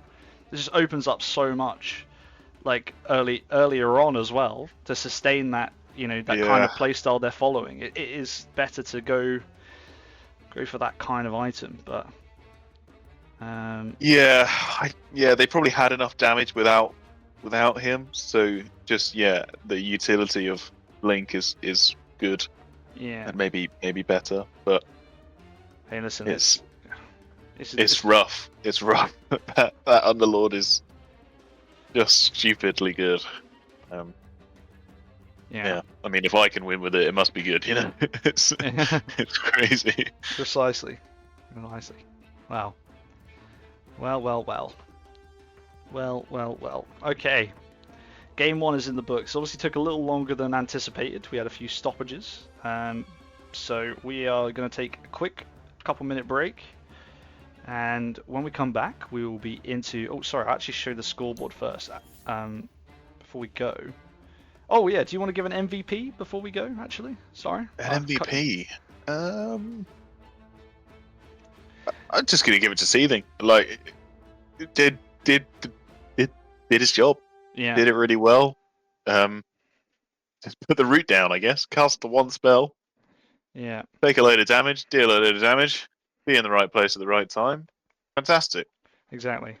Shout out to the bongos targeting Vi every other bounce in that one fight. Yep.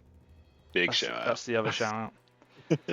But yeah, okay. I will throw it back like Addison Ray to the break. We'll be back with game 2 between OGs and Bernard. Don't go anywhere.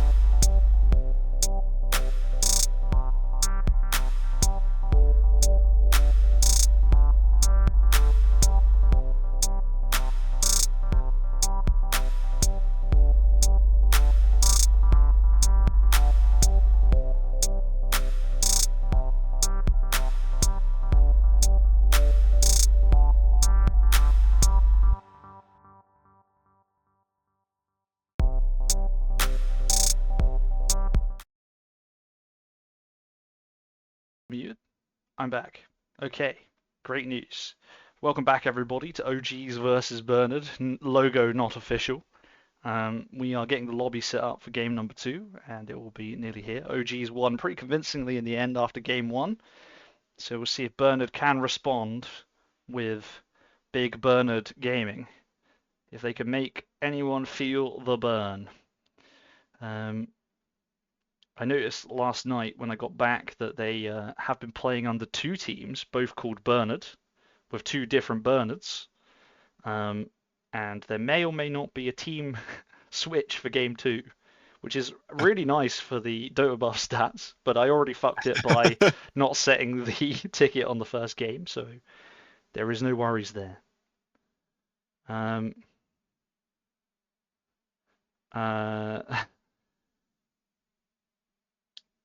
So, yeah, Falcus, you might be very excited to see the logo in game 2 if it's in there. Recap of game 1. Underlord. Yeah, Underlord's That's it. pit. Bernard's early doors, good kills, good rotations around the map, Nature's Prophet doing Nature's Prophet things, getting kills early.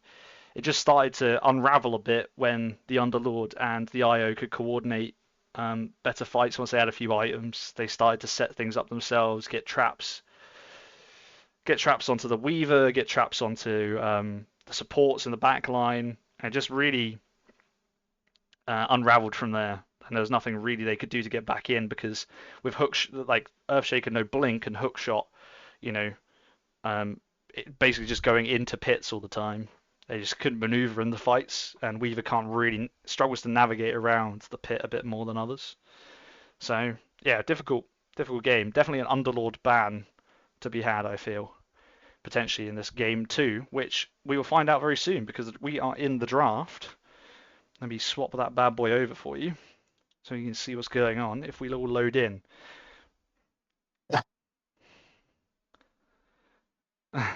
And Yeah, to be fair, Seething did draft for OGs last game and this game as well. So the stand-in drafting is still crazy, but hey, listen. And they did first pick the Underlord, so I guess Bernard may be thinking they could get it through to the second phase to ban, but no, it was taken straight off the bat. And Bernard eliminate the Bane. They do not want to play against that again, so that's out. Bane was nasty. It was nasty. The control. I feel like was if they kinda didn't crazy. ban Marty, it would have been all right. Yeah, they Never had it. they banned the Jakiro again. Oh, Bernard banned Jakiro last time, so OGs take it out this time. Kunkka ban, obviously a respect ban once again for Seething, although I would imagine an Underlord ban maybe right around the corner.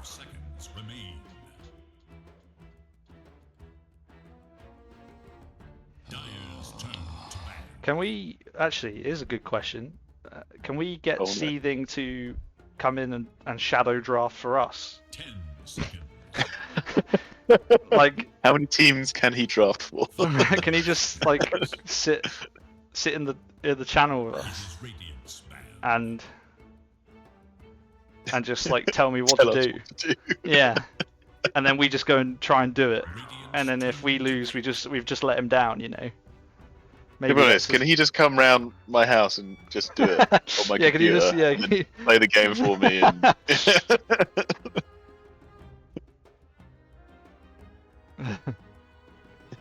As the Tinker ban happens again, not sure if OGs play the Tinker.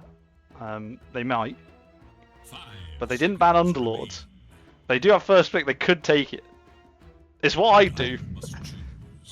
They pick Grimstroke. Oh, the Grimstroke. Okay, completely untouched hero previously, as we did get similar bans. No Monkey King ban, but they banned Centaur this time early doors. And they go Treant Protector this time. Another route. Not again. Not again.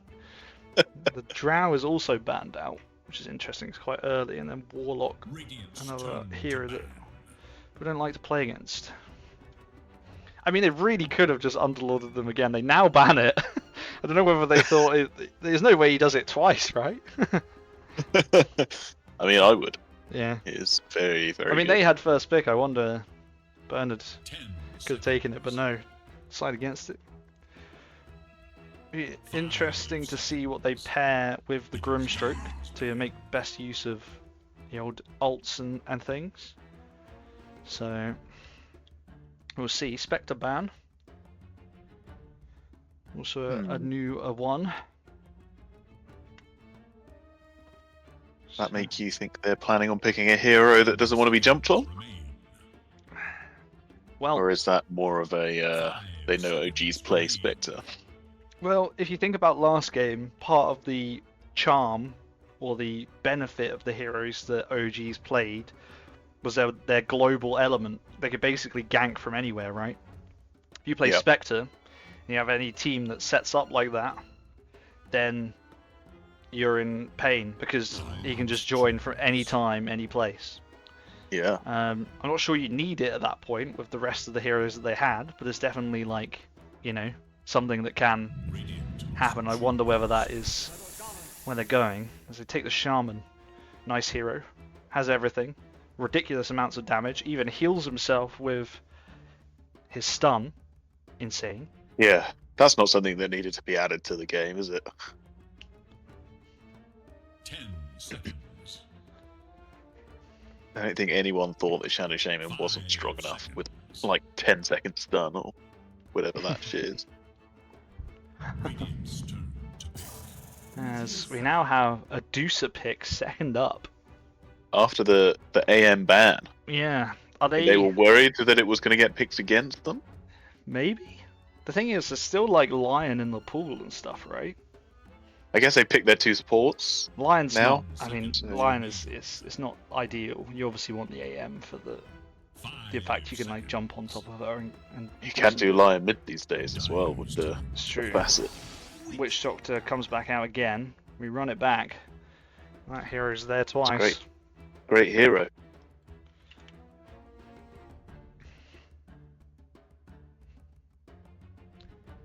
Now we get 2 picks from OGs, so we'll get quite a bit of 10 information now. seconds remain. 5 seconds remain. What hero would you want to play into a Medusa if you can't play AM? I mean, like when we played the other day, Slark was pretty effective, right? Diffusal Buyer goes in, just shreds Certainly through. felt that way. Something like, I mean, I don't know whether you get like rooted and kited too much for like an Ursa now, but it's another hero that Yeah. doesn't mind buying Diffusal, can jump on top of the Medusa, Yeah. does damage quickly because that's what you really need to do. Just shred the mana before anything else can come out. I guess to a certain extent, just anyone who buys Diffusal Radiant's is fine. Is this a mid Wyvern?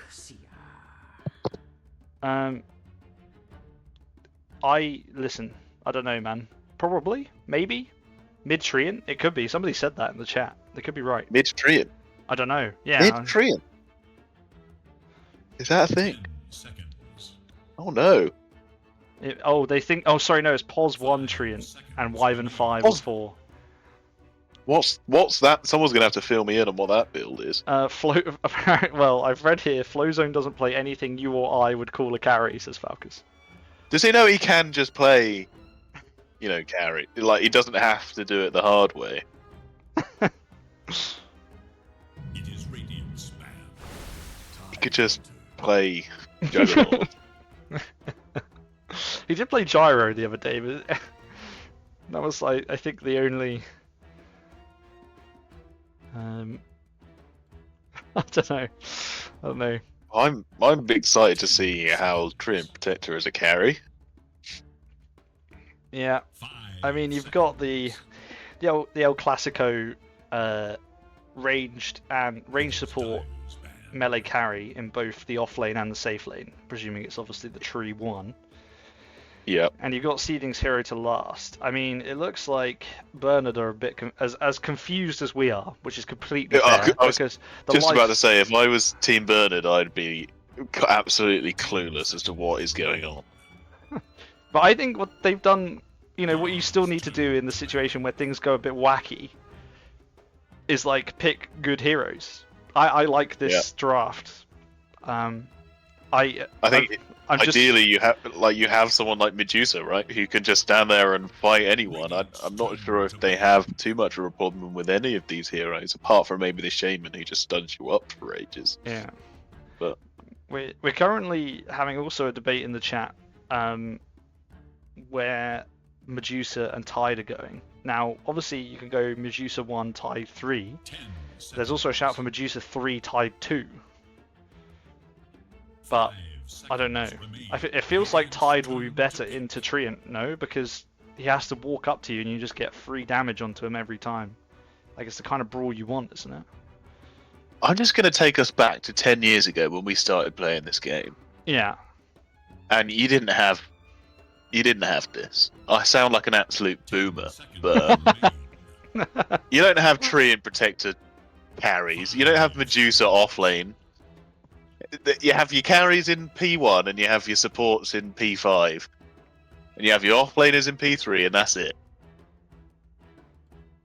Yeah. Can't be dealing with this. Yeah. You're telling me, Too mate. much. Although, if you look at some of our drafts from back in the day, they are complete dog shit. I will say that. We were basically doing this when it was bad, like when it didn't make any sense. That was back in the good old tri-lane days. Yeah, we played only ever really did dual lanes, didn't we? Anyway, back in the day. Ember Spirit. How does that work?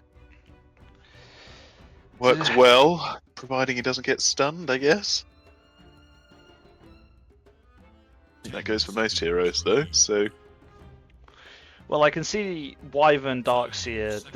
What they are looking for here is they've got this team fight, Treant Protector, like Root, Darkseer, Vacuum, Wyvern ult, Death Prophet, which I've seen actually had been banned out a few times against Seething, I think for sit out rather than OGs, and so.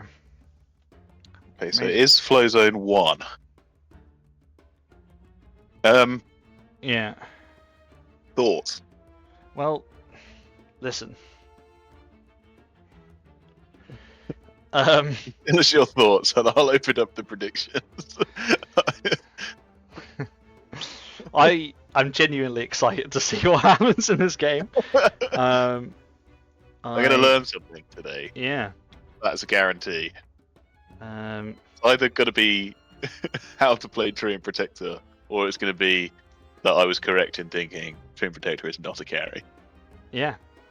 I mean, you put it better than I ever could. I don't know, Grimstroke-wise, are they getting much out of that? Witch Doctor Bongos? Is that it? I mean, Bongos is Gush? enough. The Medusa snake is very good. You have 2 of those Yeah. bouncing around. More beans. But it's more about, I mean, even just the silence on Grimstroke is like the slow and everything is great with it. So Yeah. The more beans are being committed this time, and it's much more even than last game. It's 3k to 3.4k, so get your beans in. As here come Team Bernard. did you decide which side you're leaning? No, deliberately, because I don't know if I'm honest. Do you have a favoured team? I think only because I can't comprehend I'm really the other team. I'm siding with Bernard here. But for a lesson. I've seen stranger things happen. If he's picking it as a carry, he obviously knows what he's doing. So we'll see. But I'm gonna back the Bernard boys. Making I a want lot to feel the of burn. noise. Speaking of Team Bernard, let me introduce them.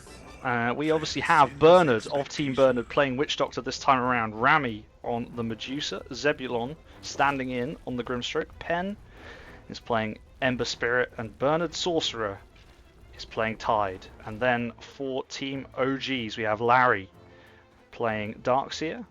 We have Time Twister playing Wyvern. We have Vi playing Shadow Shaman, who's getting chased down currently. Seething is on the mid Death Prophet, as I'm going to have to stop you there because we are Gonna see a Tide probably go down here. Yeah, they do put the Grimstroke stun on, but it doesn't quite do enough damage, so they do actually get the Tide Hunter down in the end. They're still looking to contest the runes. 20 seconds to go though. I don't know if they can hang around for this one. And Medusa is the furthest hero up and in a bit of trouble. Now the stuns and the slows coming out. The bongos were nice, but I don't know if Medusa will live this. Taking quite a lot of damage. The mana is regenning a little bit, but the chase continues. Medusa being run down by the Darkseer with the damage from the Ion Shell will go down as well, so that's 2 kills for OG's early doors, as I need to remember who I didn't introduce. I think it's Treant. Flowzone is playing Treant. Seeding, I got Time Twister, Wyvern. Yeah, Flowzone, Treant. I think we're good. I think we've done everybody. Bit of carnage going on. The only solace for Bernard is that they got 3 of the runes. But losing 2 when they were being aggressive it's not how you would like to start the game. I mean, especially when it's your carry, because it is a carry Medusa. Yes. And I think ultimately this is where I was trying to I was trying to think about, you know, what phase of the game do each of these teams feel good? And I feel like early doors, like OGs definitely feel good. But I feel like obviously with a Medusa, if you're playing it like it's a traditional Medusa carry, the later it goes, the better it is for Bernard. There is definitely a point in this Ember game. as well. Sorry, I miss a kill top lane. Bernard goes down. Just Vi doing 72 right-click damage. It's too much for the Witch Doctor. There is definitely a point in this game where OGs are no longer able to do anything. Yeah. That is a fact, I would say. But whether they get to it... As top lane now, the stuns come out, and the slows as well. Just, Leech Seed taking a lot of damage and healing up the boys on OGs as well. 108 damage from Dream Sentries. It's a bit much. I mean, maybe I should be playing this hero, because I feel like if I miss last hits on this guy, I am truly washed. Just make you more sad though, won't it, when you when I watch the game back and I'm like, oh yeah, lowest net worth core again. Don't worry guys, I'm here. I'm here. Yeah, so looks good so far. I mean, they're not pulling the lane, but I think that's because they know if the creeps go onto tower, they can probably just put some pressure on Tide, who is already low. Yeah. So remains to be seen. Pen doing much better in the mid lane than last game so far. Has more than 3 last hits. That's good news. Do you think that's more familiarity with the Ember than over the Prophet? Potentially just the different like attack animations and stuff? I feel like that's probably what... if you're not used to a hero but you're playing it because it's kind of good at the moment, then that might be better. As the bongos come up just in time to try and save the Tide. Gets a lot of damage though, and Vi with the zap does, oh god, does like a fucking 140 damage at level 1. And then he gets to level 2 as well, the second level in it, so 200 damage. Yeesh. Yeah,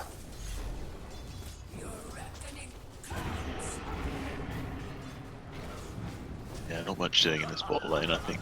No, OGs with a 4-0 lead this time around as well. This is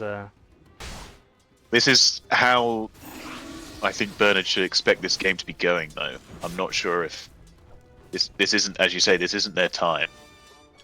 They just need to sit tight, try not to give too much away.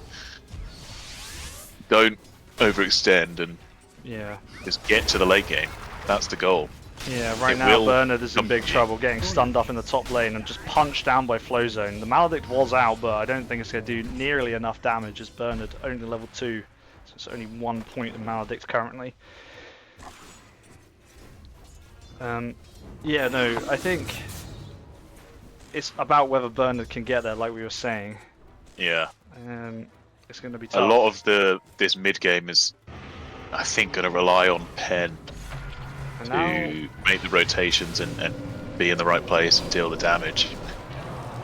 Yeah. Maybe on getting low in the bot lane, but retreating under towering, staying safe. Do you think that. Because Rami needs to just be in the jungle. It needs to be farming and getting those items. Yeah, doesn't needs the to Ember be also want to be undisturbed. doing that as middle lane? Oh, nearly get Pen. The final bottle charge keeping him alive through the suck. I don't know if hammer. there's enough space in the jungle for both of them. Is Humperdinck again getting charged down? The stun comes Punch out, down, and yeah, that'll be him gone. that'll be that. 6-0 start for OGs and 3 deaths already on Goodness. the poor Witch Doctor. 5 There's actually only of the kills coming 50. in this top lane as well.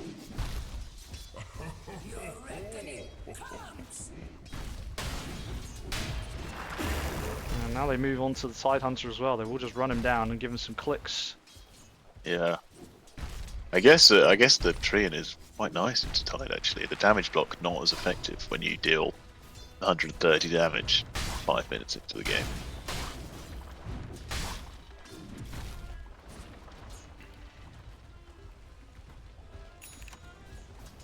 And you're only blocking 30, you're still taking 100. Yeah. So ideal. Need to crack another tinny. Lovely stuff. Bongo's not being as fortunate that time. Alright. We're back. Oh, the Medusa Whoa. trap bottom just missing. Means the Close. Wyvern will get the heal off.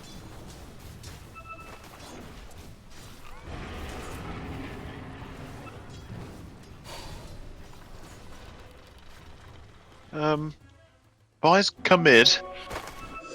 Have they got enough cast range for the stun? No. And that's the ult popped. Yeah, I Seething. think there will be just pressure on the tower now because they've got the creeps, the Carty wave as well. So Pen. Nice stays around. I'm not sure what Pen can do about it. Mm, Let's try and collect the creeps. and now might actually Not get, get stunned caught like up this. as well. And this damage from Seething. be able to jump away. Does 30 HP get away. They've rotated Witch Doctor in, but Witch Doctor's still level 2. The early deaths have not been kind Yeah. to poor Bernard. He's walking up, he's very Making bold, he's the got most level of the 3. The risk. bongos did not bounce to the shaman, so there will be no save there. Now Bernard will just be run down with the suck, and the ghosts will go down. And that might be mid-tower, it is. 7 minutes Yeah. in, 7 kills, and the tower It's for early. OGs. It's a 3k lead already. It's early.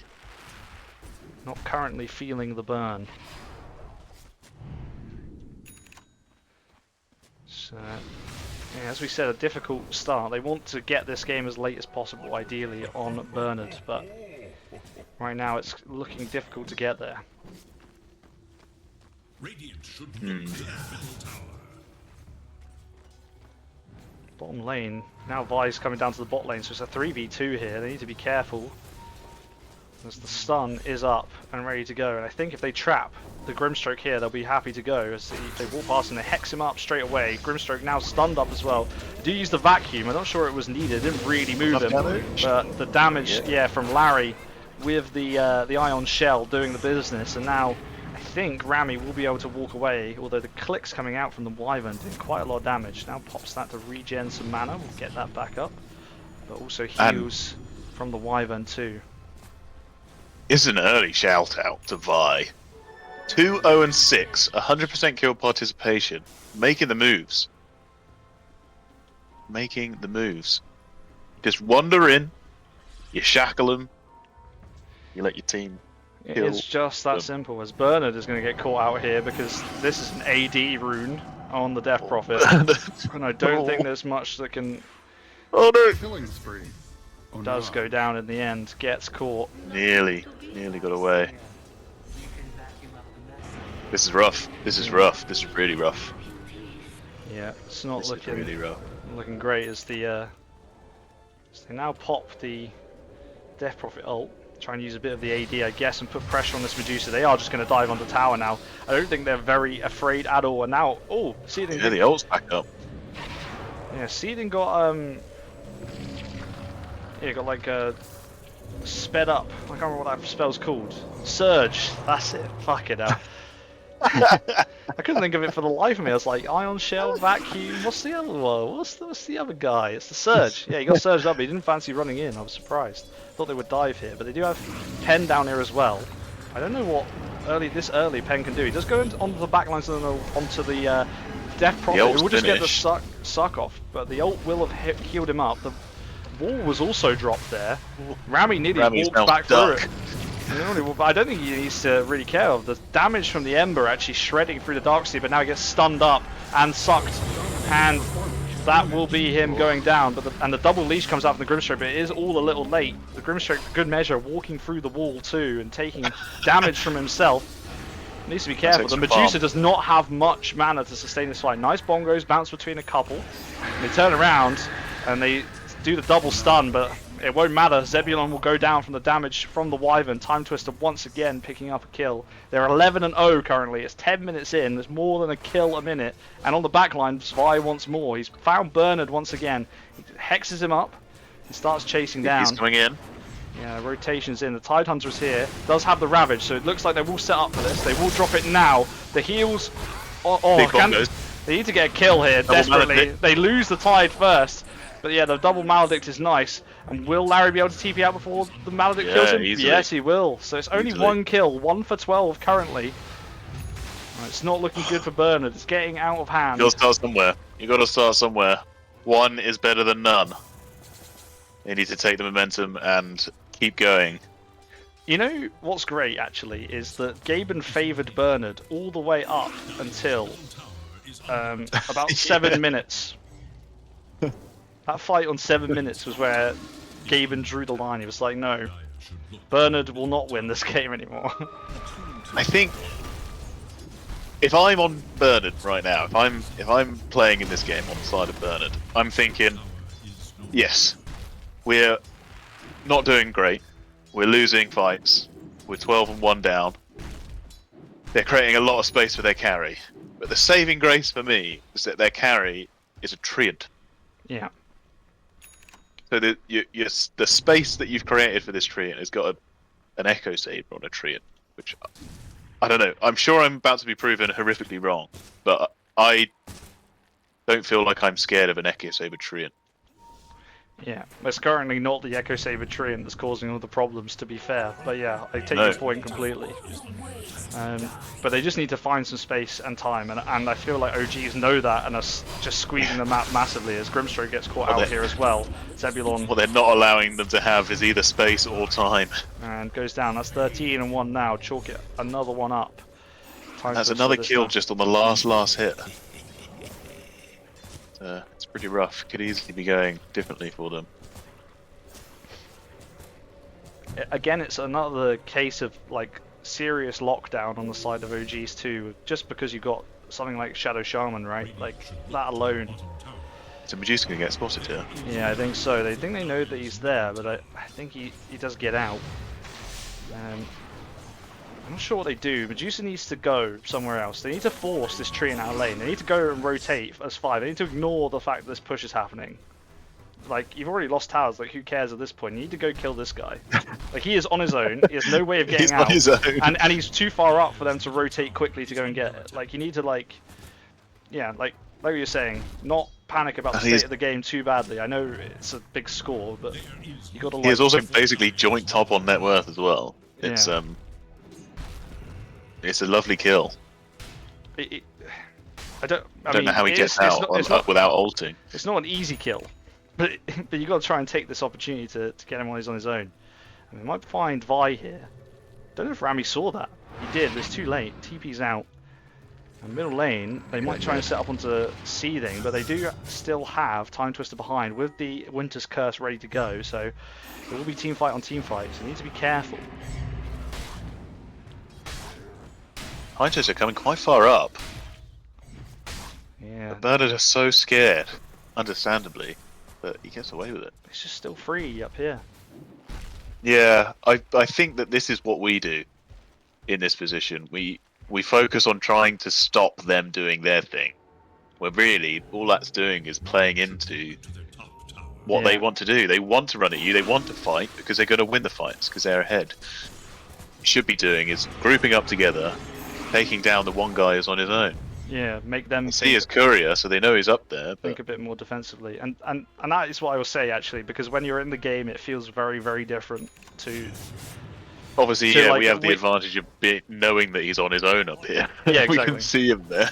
I think ultimately, I mean, you've seen the other heroes show, but it's the next leap you have to make as well. When you're behind, it's very difficult to think, because you've got this your strategy is basically gone out the window immediately, as Rami will get run down under the tower. They drop the snakes as well, and now the wall is in behind, and yeah, there's the hex, and the stun will follow as well. Yeah. They vacuum him back, doesn't quite make it into the wall, but yeah, they'll rotate the tide in. He comes in, does drop. Oh, the Ravage is late. The Ravage is nice. I mean, it was as early as it could be, but it is just a dead tide as well. And this is what we were kind of talking about. In the game, that feels like you have to take that fight. They're going to take our tier 2, but actually, Who Flozo cares? has been on his own for the longest time. Take the kill. But it's very difficult if in you're the gonna game defend state it, to you see need to- that as well. Yeah, if you're going to defend the tower, you need to do it as a team. And now they're in on to Flow Zone. Yeah, and he will do a lot of damage, so don't make no mistake. They do Well, get the I bongos think out, now- but they've got the right idea. It'll be dead. It's got to be dead. Does go down, and the kill on to the Medusa as well. So that is nice. That's kill number 1,000 gold in the right direction. 2. Yeah. And it stops him from farming. Like, he's just been pushing this lane the entire time on his own. He's had no contest whatsoever. So it's like, now he has to think, where do I go now? Can I go back to that lane? Are they going to come back and get me? Do I need somebody to come and sit with me up here? Like, But if nothing else, that's doubled their kills. yeah. Doubled their kills. So now I'm going for Sanjanyasha on the Treant. That one queued up. Yeah, I mean, I think this pause also, whilst obviously, you know, we're having some struggles again, I think, with connection. A good time to take one anyway, more tactically, for Bernard to... Yeah. Just have a little team talk, settle the nerves. Yeah, because like we said, the heroes they have later in the game should be able to do it, but they just need to stem... no pun intended, but stem the tide. Just a little, and that was what that kill did in the top lane. Definitely. It's obviously probably a little Can't later than improve we were until you make hoping, but mistakes. it's also difficult to see in these kinds of things where everything feels like it's going wrong and getting out of hand. Yeah. Yeah, absolutely.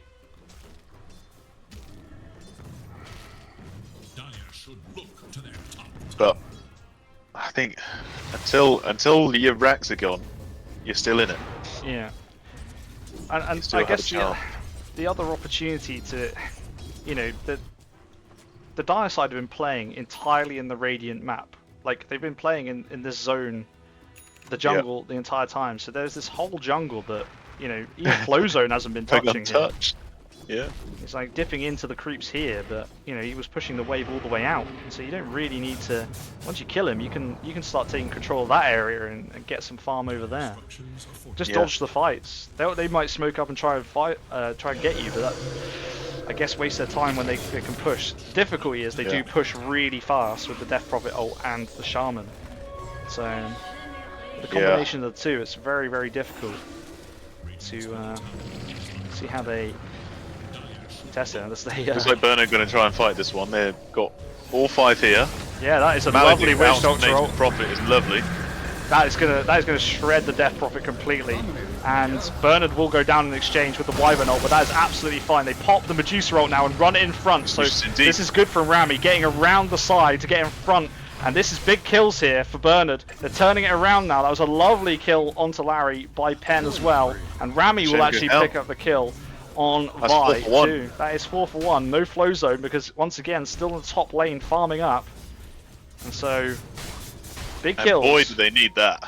Boy, Net- did they need that. Net worth dipping alert. Woo woo. Bernard, we're starting to feel the burn. Come on. I need to see a doctor. I'm feeling the burn. Oh man. I'm so sorry. What does that mean? I don't know. Don't think about it too much. And Tide is interfering with Flowzone now. Now they will actually rotate people to back Flowzone up. They do get the silence out onto him, which is nice. And this stun should pop and stun him up as well. But yeah, they need to be careful now because everyone else is here. They are lacking Ravage currently. It's a nice dodge from Penn. Yeah, dodges that route, so it does only get one, but they do actually take the Grimstroke down. They need to try and get, I think Bernard might have to be sacrificed here. Lovely bongos again. That is huge. Will go down ultimately, but, you know, in terms of, like, getting out the fight, you can't ask for better, really, just losing the 2 supports when they definitely could have lost more. And notice where Medusa is now because of that move you've made, Tom. Into jungle. Medusa is in your jungle farming. Yeah. Finish up the Manta, which is huge. You can reset for this fight. Same again. It's going to be a 5v5 rather than a 5v4, but yeah. And the push still comes, but if they can hold them at tier 3s, you'd like to think it will still be possible. I don't know. Bernard looks worried. So do I.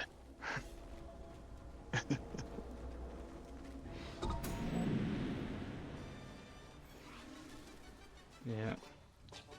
Yeah, very good point in the chat as well. Juicer is only a K behind the Treant. Yeah, despite the state of the game. That's the beauty of split shot. It really is the supports that are, you know, I guess this Wyvern is much better off than the supports on Bernard, and then obviously the mid disparity as well, where Ember has had to be sacrificed because you can't have 2 massive cores farming realistically at this stage of the game with the map shrinking. Yeah. Like we did say that there's quite a lot of gold. There's a bit of greed on that on Team Bernard. They both want items.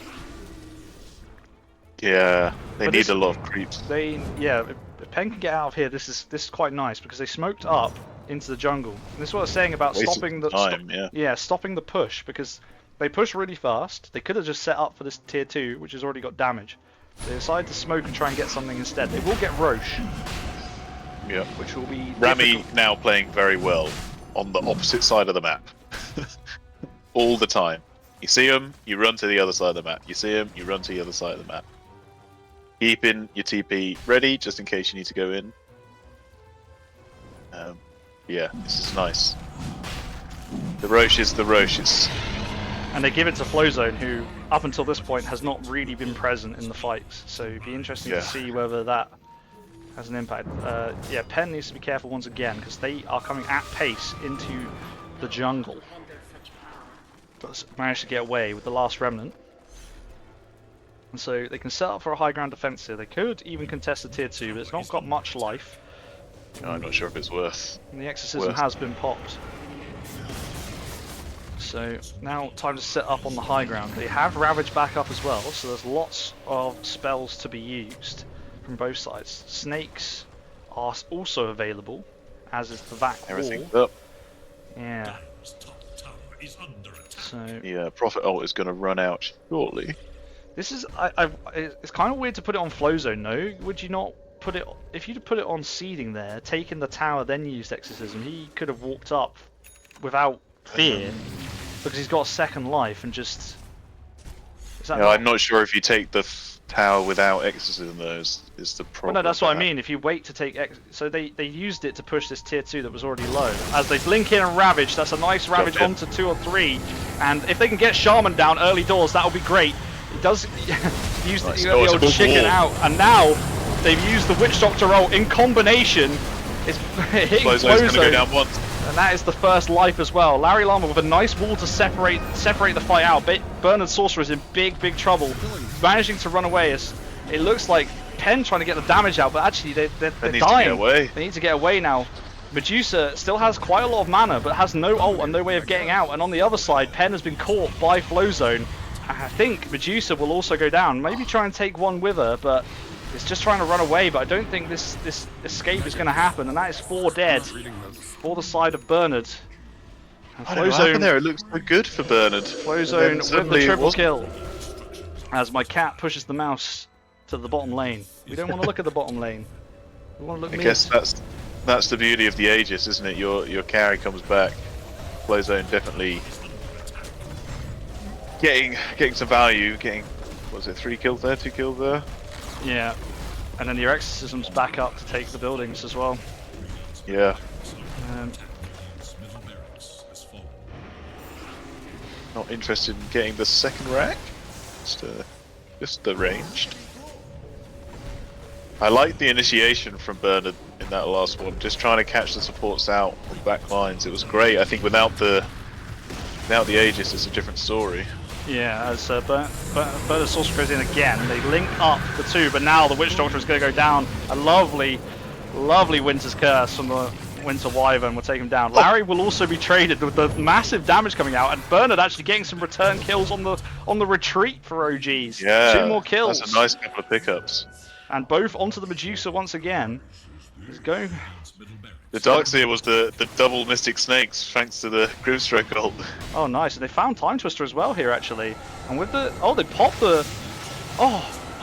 Did he get the blink off? He managed to get the blink How off on the Time blink Twister. off? How on earth did that happen? They used the Medusa ult too. Bacon Sorcerer will now get the Gush out, but yeah, I think Time Twister's away. This is out. Flowzone has just picked up 6 bounty runes. Because no one's been to this area of the map in like 20 minutes. Because my cat has left my desk now, so I can return to full casting capabilities. I was very interested in what was going on. It did make it quite hard to see.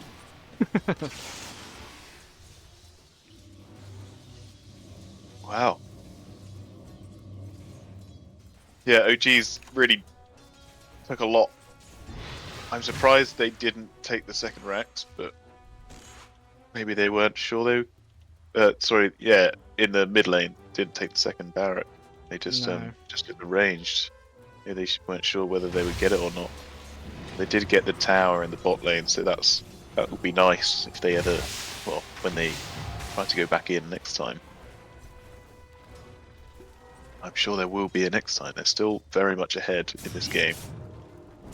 Yeah, 12k advantage. Has taken Butterfly a couple of dips. online for Rami now. So that'll be a big help.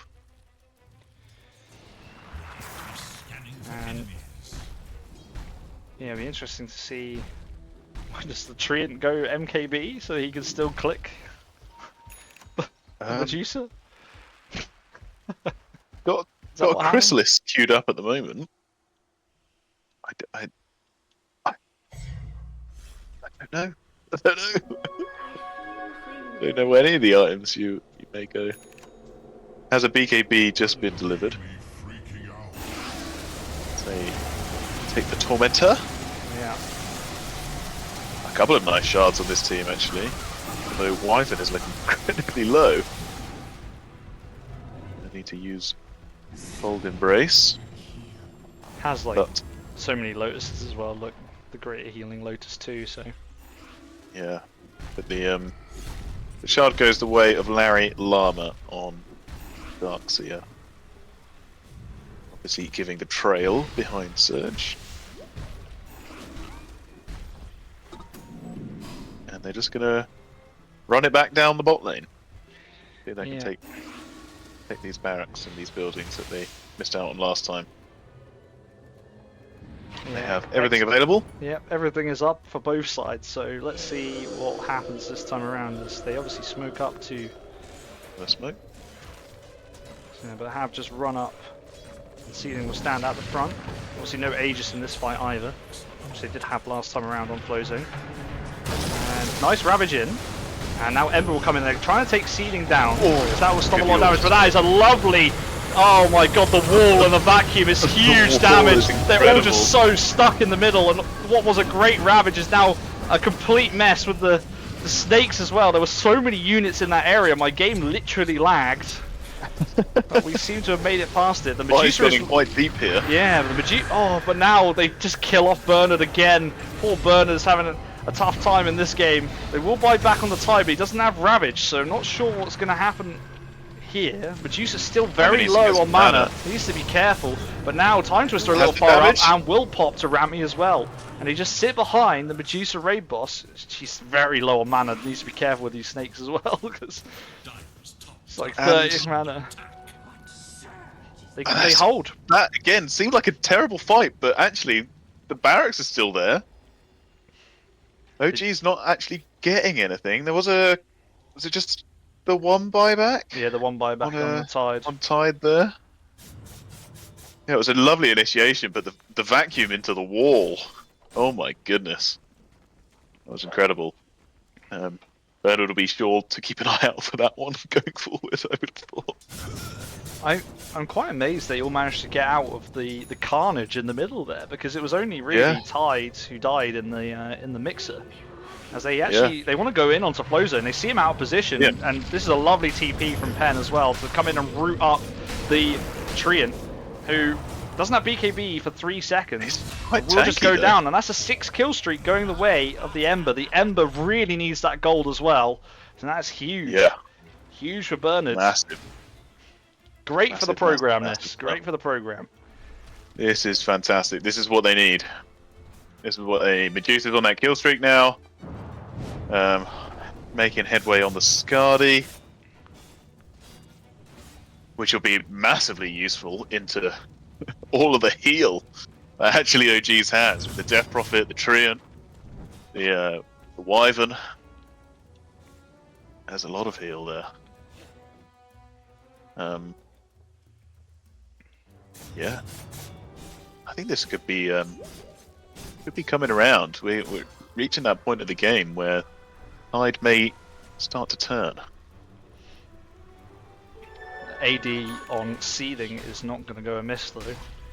No, they push the creeps into this top outer tower. Tier 1 should eventually go down to the creeps, although may actually live with the TP rotation coming out. Rami's gonna get caught here. Rami's gonna get caught. Get silenced up. Can they do enough damage before the... Assuming the ult and TP? Yeah, ult, TP, and out. Gets out. That's nice work. That's nice work. Okay. Saves the game, really. Yeah. Yeah, needed that. Needed that. Yeah, no buyback. Yeah, surprising so not to commit an ult on one of those stuns just to get it, but maybe was Flowzone stunned or just didn't fancy it? I guess didn't fancy it. Judging by the tips, I would say decided against it rather than. Well, if I know anything about Flowzone, it's that he likes to do it the hard way. Wyvern ult will not hit much, and so Penn will be able to get out of that pretty much instantly. That's the and get some snakes damage down out. for nothing. Yeah, so Snakes and Winter's Curse both committed and no real gains because the tower has taken a bit of damage, but they're already pushing that out anyway, so nothing doing. That's and actually, it's some free gold for the snakes. Didn't do much at all.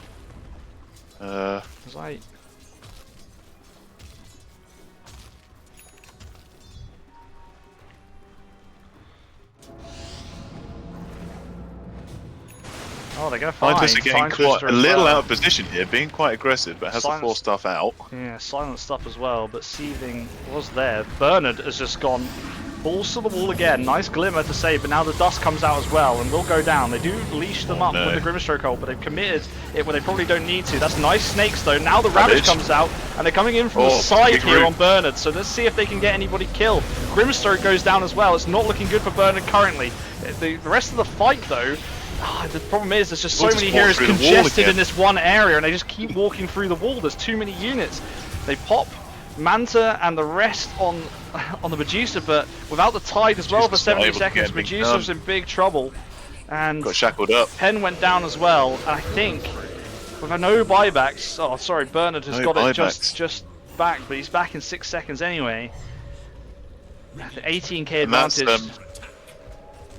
That's exactly what they needed to not do, is take this kind of loose fight outside of your base, getting kind of caught out of position, and that's going to cost them dearly in the form of possibly all the racks. Yeah, there's a good chance. Yeah, Flowzone with the damage and the double attack. Yeah, he's pushing arguably nearly as fast as the other 4 heroes on his team. And that looks like it will be Megas. Indeed. Because without Medusa, I don't know how you can contest this at all. No, they got no Ravage either. And won't do for a long time after they respawn. They need to sit and be patient here. Clear those snakes is nice. Medusa is back. Nice. Hyde is back and they're going in. They link again. need They do the something double big. snake. They get by. No, not quite. They do eventually Yes. with the damage from the snakes from Rami. But once again, they bring them all in with the vacuum. It's a lovely wall combo as well. And the Wyvern ult. It's done, But because it was on top of the Medusa, it was only mana damage being taken and no one actually lost Flowzone's any down. life. Flowzone has gone down again. That's a 3-kill streak going kill. to Pen. But against the Megas, it's going to be very difficult now for any kind of chase to be put up. I say that, Pen remnanting in, but the Wyvern is just so Knows they need mobile more. with the unobstructed movement over the cliff, can just get out of there as well. So Oh, it's a valiant effort from Bernard, really playing to the last here. As Vi once again is in deep. And And they they go might down get again, time- and that's can a they- dieback. can So they get- that's quite nice. can they get Time Twister as well? Oh no, it's the same And same issue as previously. the free bar thing is disgusting. Yes, it's valiant playing. Good gameplay from Bernard, but the Mega Creeps now is nasty. Scotteh is online for Medusa.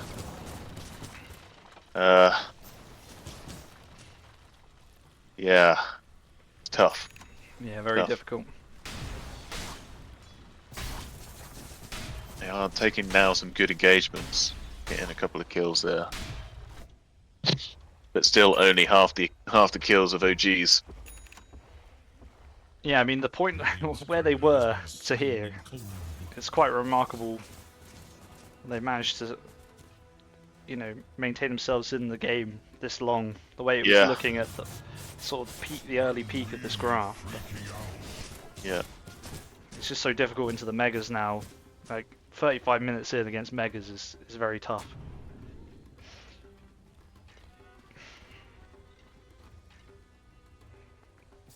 oh yeah, it's still really early in this game actually.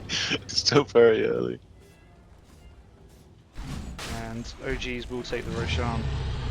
And he will roar. So Bernard will know, Okay. but I don't think they can contest.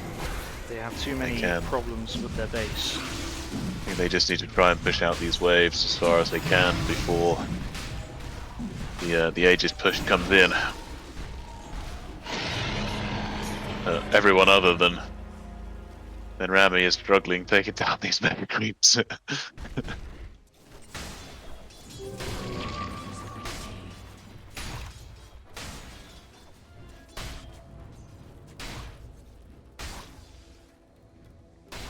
And Tide will be in range of Death Prophet.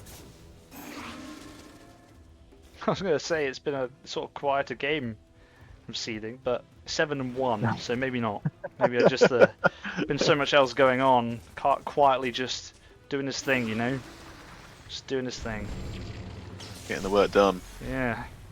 I think it's maybe more that Larry Lama and Vi are putting on quite a display for us. Yeah, as now Flowzone brings in the Grimstroke and does a couple of clicks of damage, but didn't really do that much. Grimstroke will Rami now live. clicking quite hard as well. Yeah. So let's see. What can they do? What can they do? Aegis on the Treant again as well. Again, Yeah. probably not who I would put. the I guess Aegis I was on. thinking about it. The Death Prophet has a lot more resilience heal with the It's true. Spirit Siphon can kind of keep themselves alive. So Very maybe true. Very true. not as vital.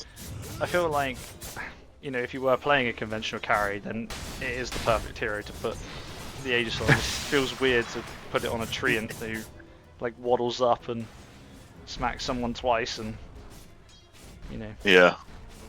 isn't That's perhaps it. having a wide range of impact. I'm surprised this ward in the top has not been caught right in the middle of the base. It's providing OGs with the comfort knowing they're all in there. Yeah, the double sentry in the mid lane is unfortunate, as the Winter's Curse comes out, but it's onto the Medusa. I don't think this will have much impact at all.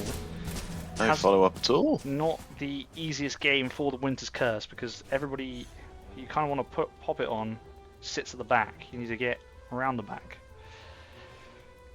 You also don't really. I think you that's also, what happened in Yeah. the last fight there in the middle, where they they managed to get it out, but it was on top of the tree and stun and the vacuum wall as well.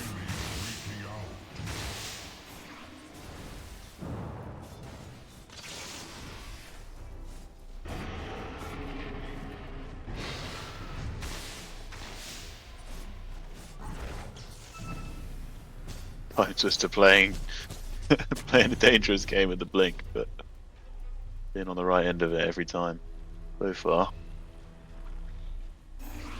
Yeah, I see Tide has also got the shard queued up, but obviously because of the buyback, wants to keep that available for the fight if needed. But it will be nice to see a Yeah. little double anchor action coming out if we can. Oh yeah, the double anchor is fantastic. Yeah, I'm not sure. I mean, they've got 1 minute left on Aegis, and now they will walk up to the Medusa, and Flowzone will punch a couple of times, but then immediately has to turn and walk away. And now the Now Ravage it's comes out. out. This Witch Doctor roll has Ags. It's huge. Now the vacuum comes out, but it's all too late. They're already dead. And I mean, Flowzone comes Flowzone's back on to his life, own but now. he's right in the mixer, in the middle of everybody. He's not going to get out of there. There's no way. And now they stack stuns again. It does actually take Penn down. But Flowzone is still in a world of hurt in the middle of this, and Bernard Sorcerer looks like he's not taking any damage at all. Rami's still on full mana. They haven't really done any damage at all. We're seeding dead. He couldn't really That's a do anything. fantastic hold. And it's a hold. They stack You the believe? stuns again. I said I could feel the burn.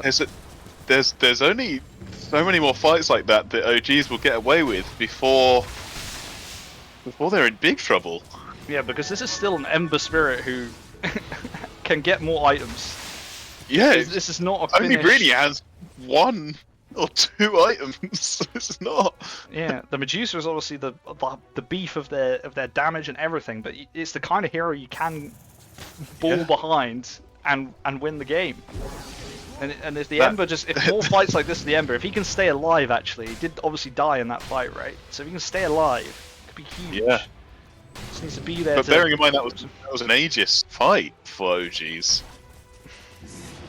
But this is the thing I was saying. That's why it feels underwhelming to put it on your Tide. Tide?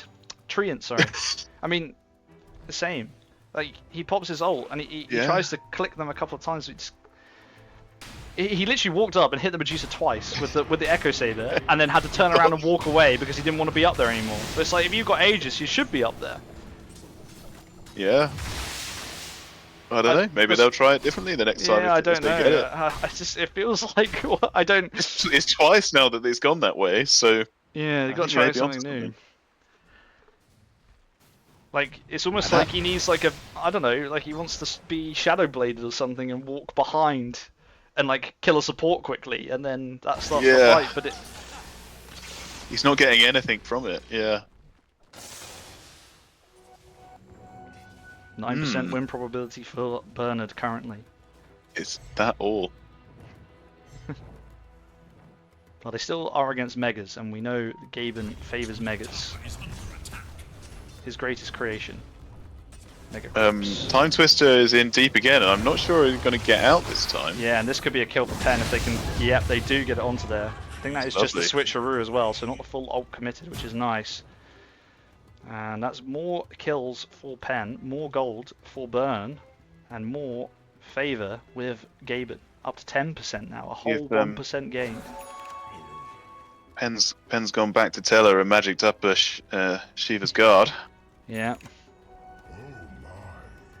That's a lovely joke, by the way, mate. That's great. Thanks. I've been cooking that one up. Is Penn the one that speaks, or is Teller the one that... One of them Oh, doesn't speak. that's too many questions. I don't know. That's a question for chat. Is Pen or Teller the one that doesn't speak? I think it's Teller who doesn't speak, right? I think it's Teller who doesn't speak. Pen's the Pen is the Bigger- massive one. the bigger lad. Big boy. Pen is the talker. Yeah, thank you guys. Yeah, still no Tide Shard holding a buyback. I don't know what he's bought. He bought the Ags. Ah, The Ags is on the courier. The juicer courier trying to get to the secret shop. I guess the Ags to try and... Is it still the same? It's the old Gush? Yeah. Yes, the gush. So it will be helpful in clearing the waves as well, which is nice. Now the question is, if you're Medusa, do you buy out for your Ags? Because that is a huge item, but you're also incredibly important. Yeah. Because he hasn't gone down in the previous couple of fights. I feel like you have to hold it because if you do go down, you need to have buyback, otherwise the game is just done. Yeah. And also, there's no real slot. Like he hasn't even put the point booster in currently, anyway. So like, No. you know, what slot are you putting it in? Are you gonna have to wait until you like, you know, consume it or whatever? Anyway, I don't know. Well, you got the magic wand there. Oh god, yeah, I've just noticed. Sorry, the chat. Zalafa just pointed out that they're going rapier on Ember. They did this the other day It's in the screwed late up. game against GCDD. There was It's rapiers now gone. galore in that game. It's no longer queued up. Someone has talked him out of it.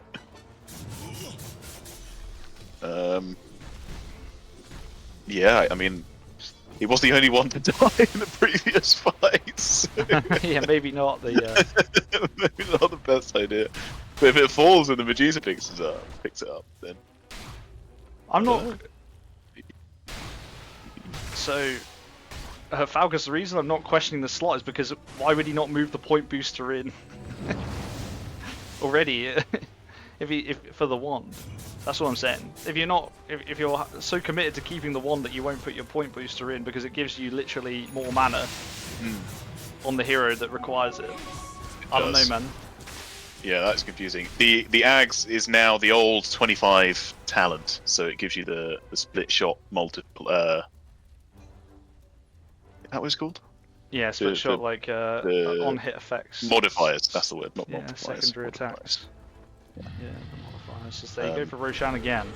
Will they give it to Flowzone once again? Flowzone now currently sitting with 4k HP. He's got Satanic. It looks like he's moved the BKB out, so we'll be picking it up once again. Remains to be seen if he can get enough attacks off for the Satanic to be worthwhile.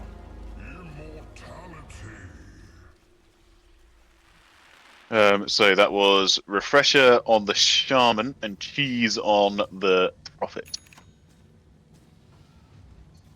They are smoked up. Here we go again. Here we go again.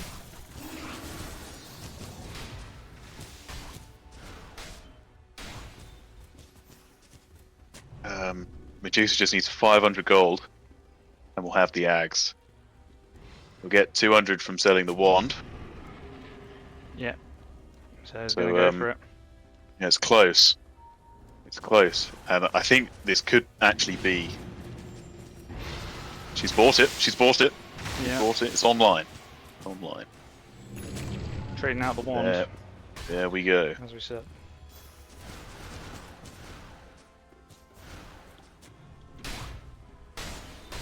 I think may prove crucial.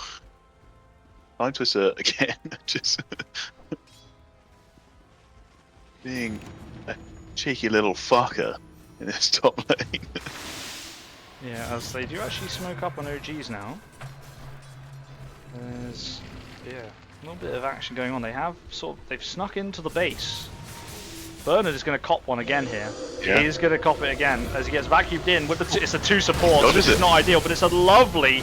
Oh yeah, the switcheroo Rami's came out. not There's there. a lovely ravage, and now Rami is in, but it's disarmed. Now pops the Manta to get that off, and now it's just split shotting away with the Ags on the backlines.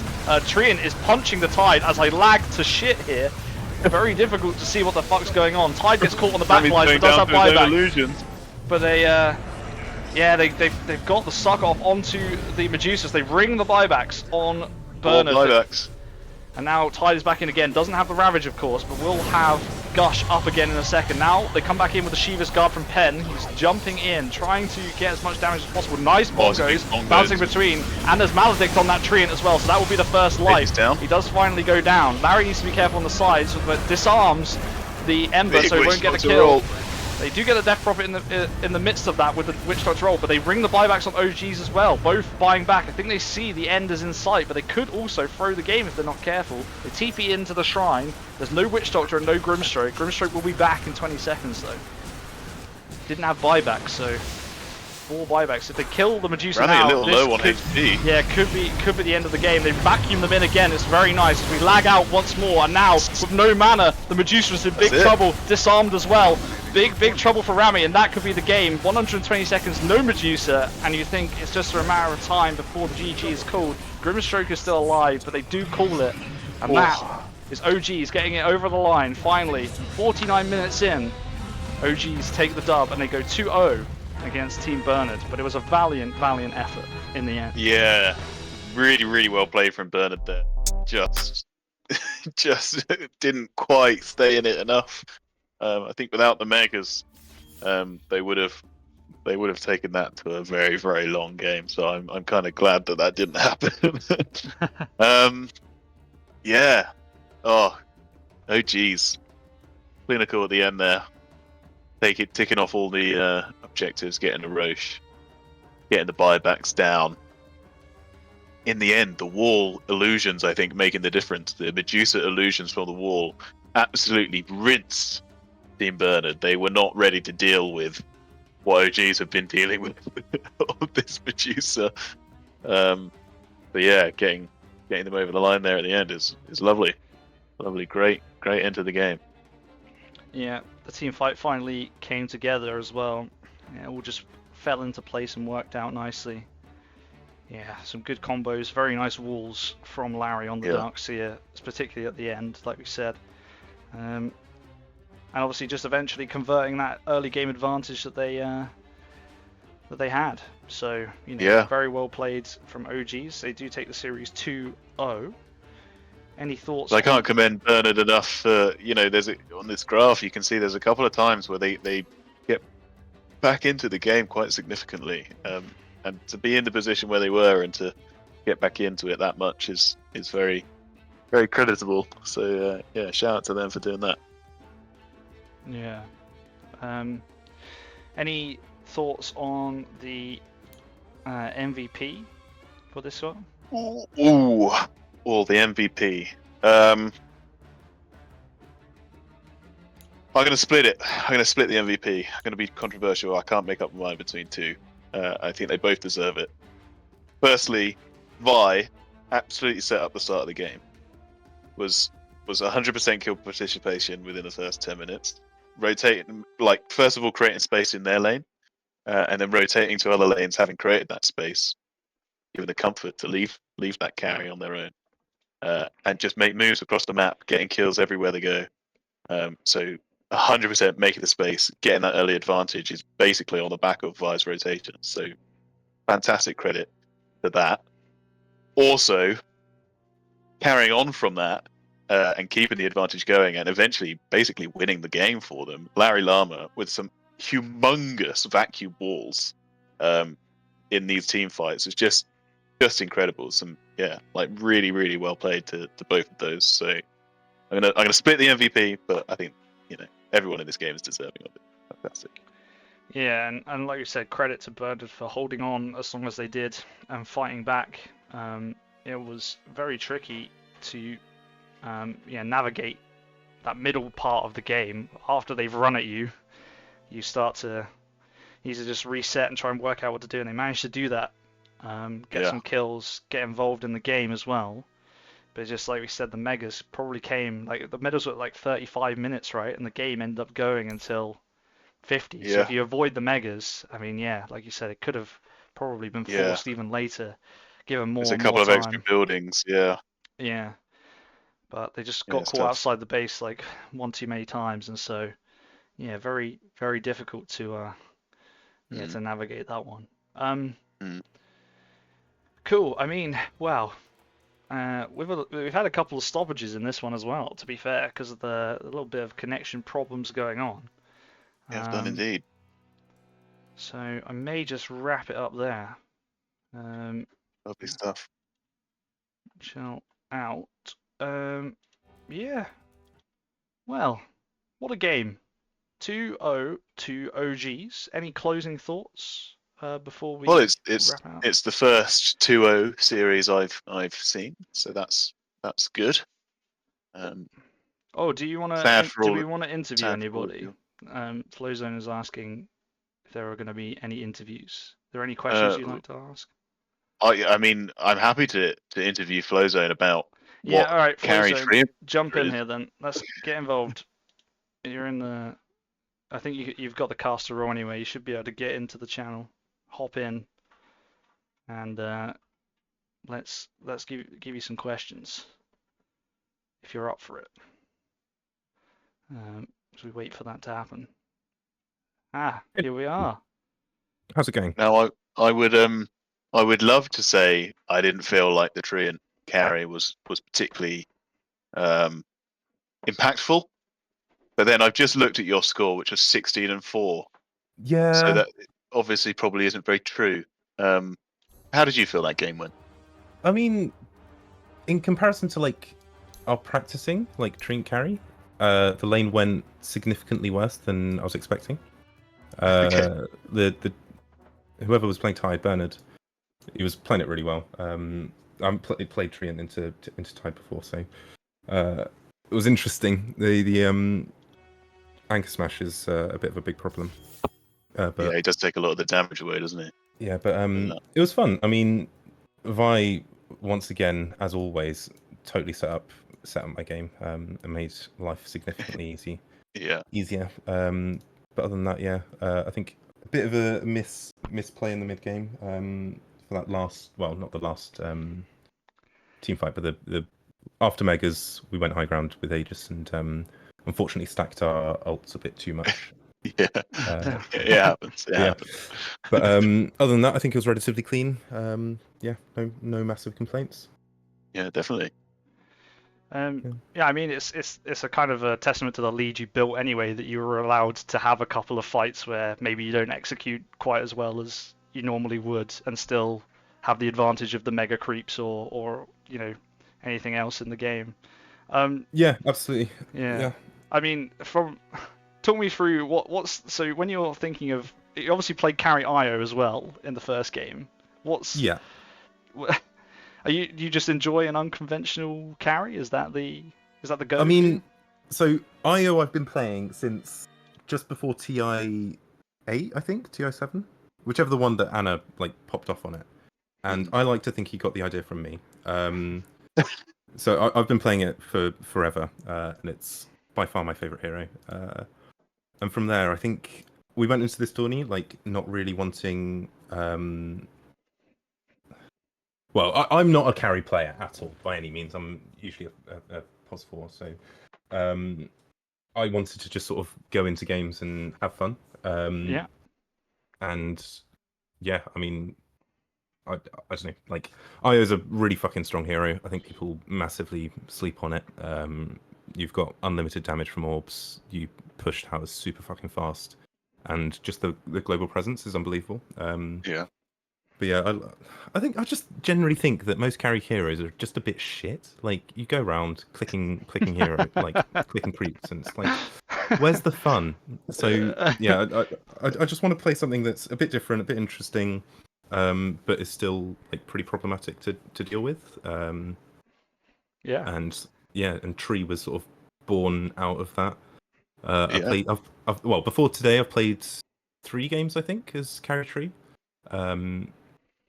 With mixed results, but it was interesting that you said that game wasn't an ideal start.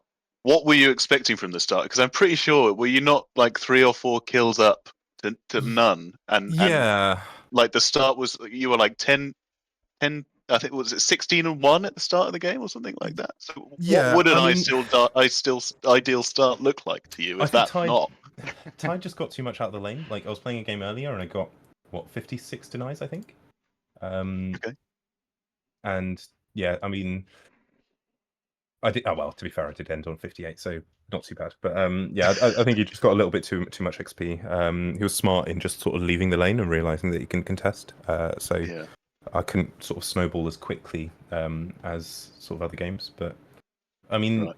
yeah, it's tree and carry. Like I don't know how. It's very much an early game sort of hero. If you go beyond sort of 35 minutes, which they managed to drag it out, it becomes very tricky. The amount of survivability you have is severely limited. So Yeah. the Medusa pick was really, really smart. Whether it was intentional or not, no idea. But yeah. I don't know. From my point of view, it looked like you banned Medusa. You banned AM, so they're like, "Oh, we'll pick Medusa then." Stop you picking it. I'll be honest. I sort of zoned out halfway through the draft because I had my tree and wasn't really sure why we banned AM. I assume.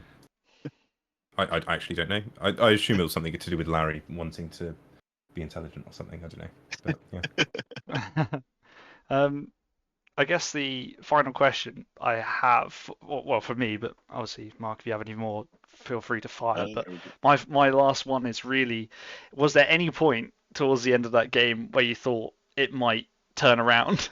Was there any doubt that you were going to get that last game over the line, or were you confident that eventually they would not be able to contain just like the sheer amount of like team fight and damage that you had?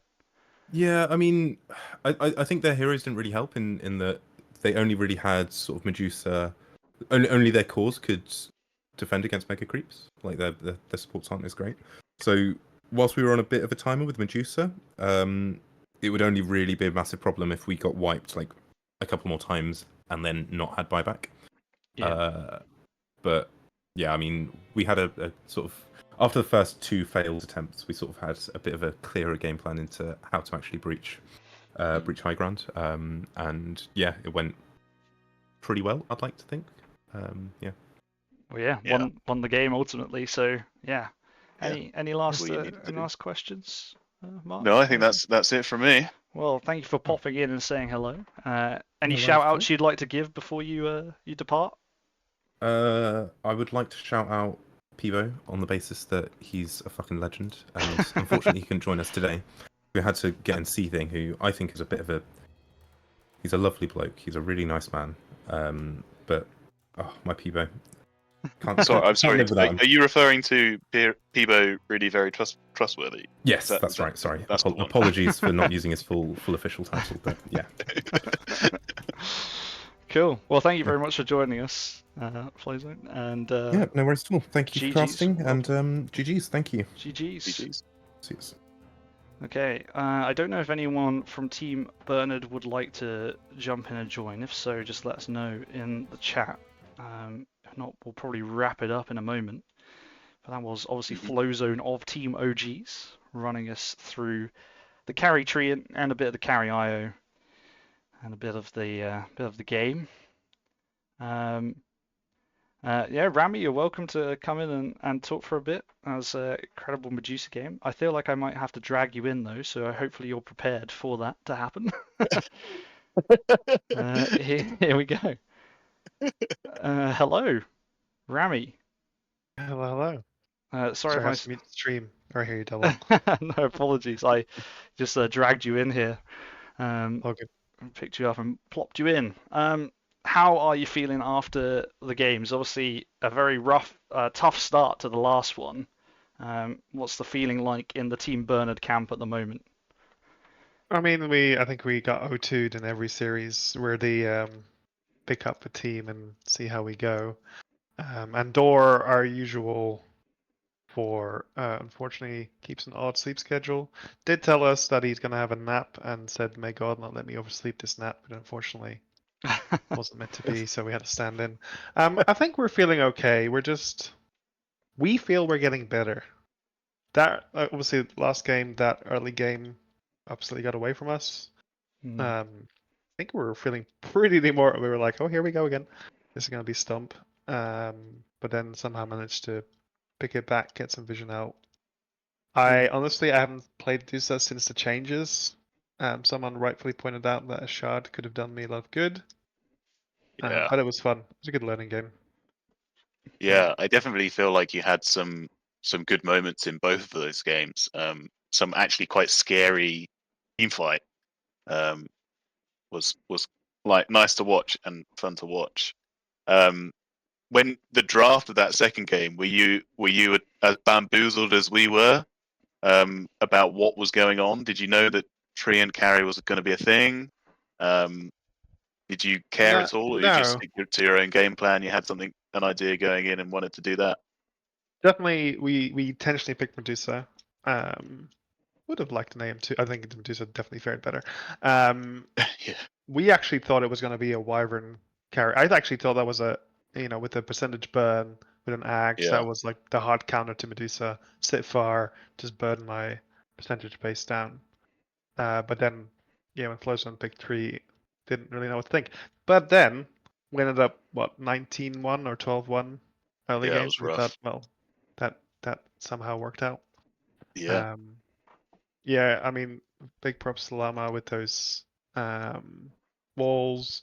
In hindsight, didn't know what fastest to pick. I picked the Eve, like the root poison arrows. I don't think I used the root more than twice in the game. Forgot it was there. In hindsight, I think the movement facet would have been brilliant to get out of the wall and all of the slows. Hmm. But you learn from that. Yeah. But I expect they'll probably ban Medusa against us now, which sad.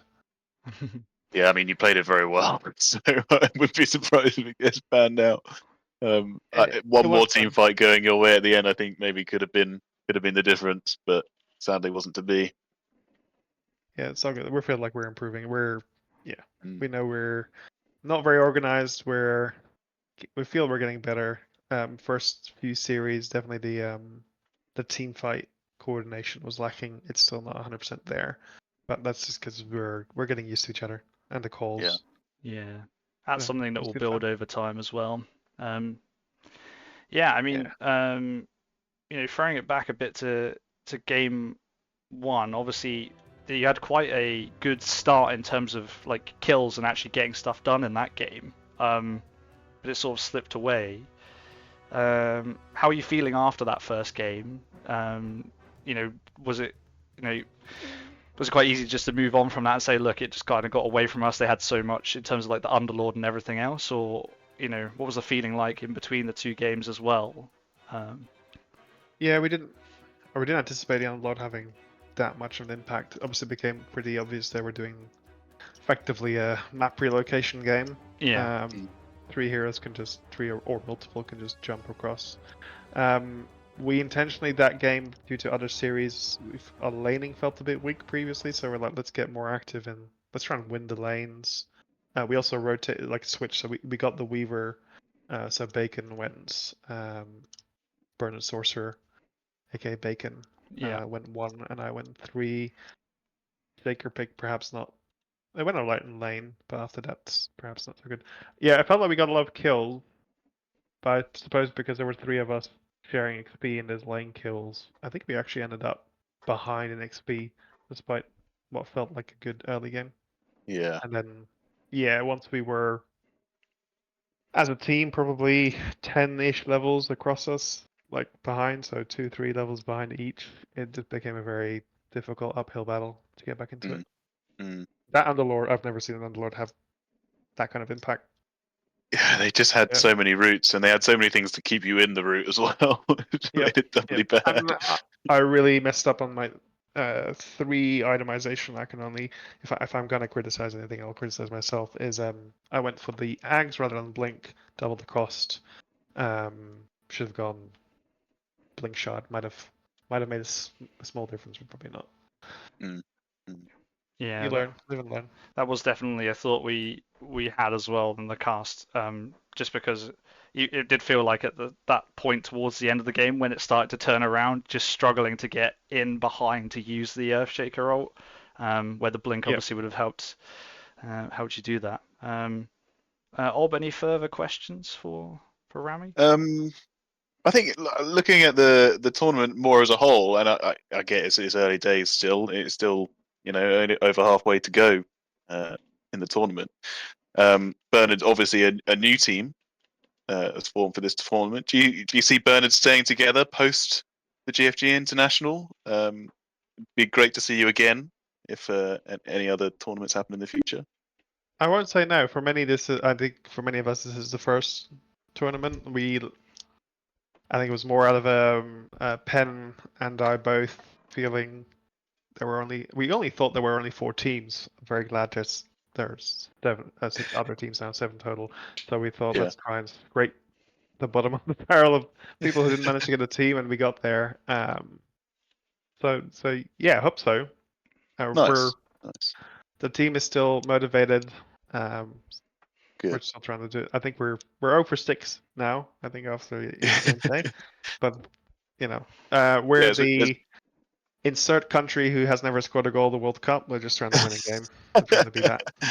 Well, listen, we said it on the stream earlier. The first couple of games you've had have been probably the most challenging ones that you'll have in this tournament. So, yeah, things I think can only get better. And believe me, we've been in that position. I'm surprised it's not us, to be honest. So we simply haven't played enough games, honestly, to have that happen. It's coming soon. Every game we've played so far, like GCDD, I think we were a bit overwhelmed the first game in terms of the difference it requires. We played a couple of games as a 5-stack just to warm up, but it's just not the level of coordination, the shift from laning straight into objective based, and like the team just collapsing. It's so different, ready isn't for it? that. Yeah.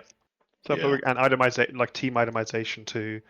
We're all playing our own game a bit in the first few series, but we're learning a lot, and you'll see us more. Yeah. Well, I'm sure we'll see you take a dub at some point.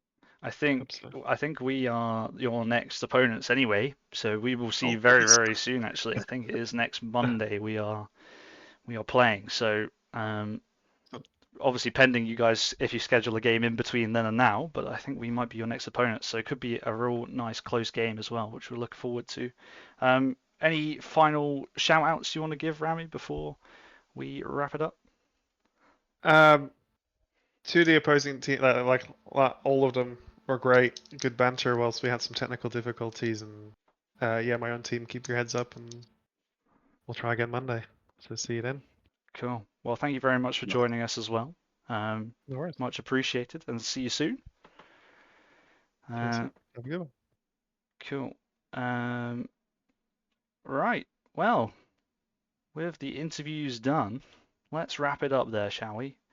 So what have we got coming up? What have we got coming up in the GFG Invitational 2025? Let's have a look here. Quite a few games on the horizon. Yeah, Sunday we have 2 games. I think I've got a message. I've got a DM from a potential caster for the second game on Sunday as well. So that's great news. So we should have OGs, who you've seen in this game, are playing against us, GFG, on Sunday, along with FGF playing against Team Spherical on Sunday, an hour after we start. So that's 7 p.m. on Sunday and 8 p.m. on Sunday. And then next week, I think we've got like a GFG triple header from Sunday, Monday, Tuesday currently scheduled in. So GFG versus Bernard will be on Monday, and then GCDD versus GFG, which is potentially where the games become incredibly difficult for us if they haven't already by that point. With GCDD top of the standings currently, so be interesting to see if we can do anything to stop that from happening. But those are the games coming up. More to be scheduled as well. We've got a whole another 5 more games potentially to be scheduled next week, and then another little short week of about 6 or 7 games the week after. So plenty more to go. So like I said, if you are a caster or you want to try out casting for the first time, please just give me a DM. There are plenty of games going around, and unless we try, we can't cover them all, can we? So we're happy to share the love around. Once again, thanks everybody for watching. Not sure how many. I've got a couple of follows, and the beans look like they've just been paid out as well, so everyone should be enjoying. I forgot to do that. Enjoying their beans. So yeah, but thank you very much for watching once again. I'm good at waffling. Mark, any final thoughts before we drop out? I know that's what you were doing before I interrupted you for the interviews, but let's run it back. No, it's all good. Thank you for having me. It's always fun to cast these games. Looking forward to some more next week. Yeah, well, exciting times. Thank you all for watching. We will see you next time for the GFG Invitational.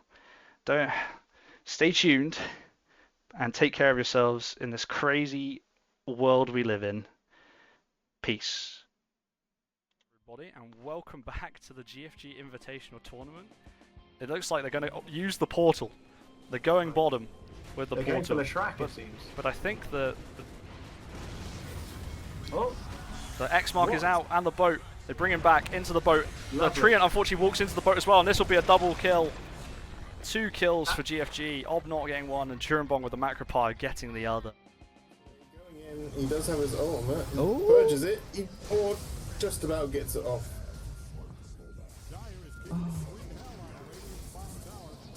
Get, Ranger. get Getting out. Chrono with the focus fire.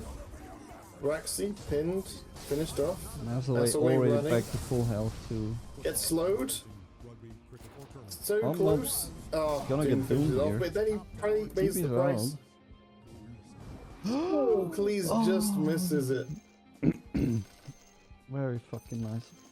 All the tips coming up. Really good. That was And nothing will lovely. die back here, and that is Yeah, GG. GG comes out. And that is the end of the GFG Invitational Tournament. Team Spherical are Congratulations. your champions. They take the finals 2-0.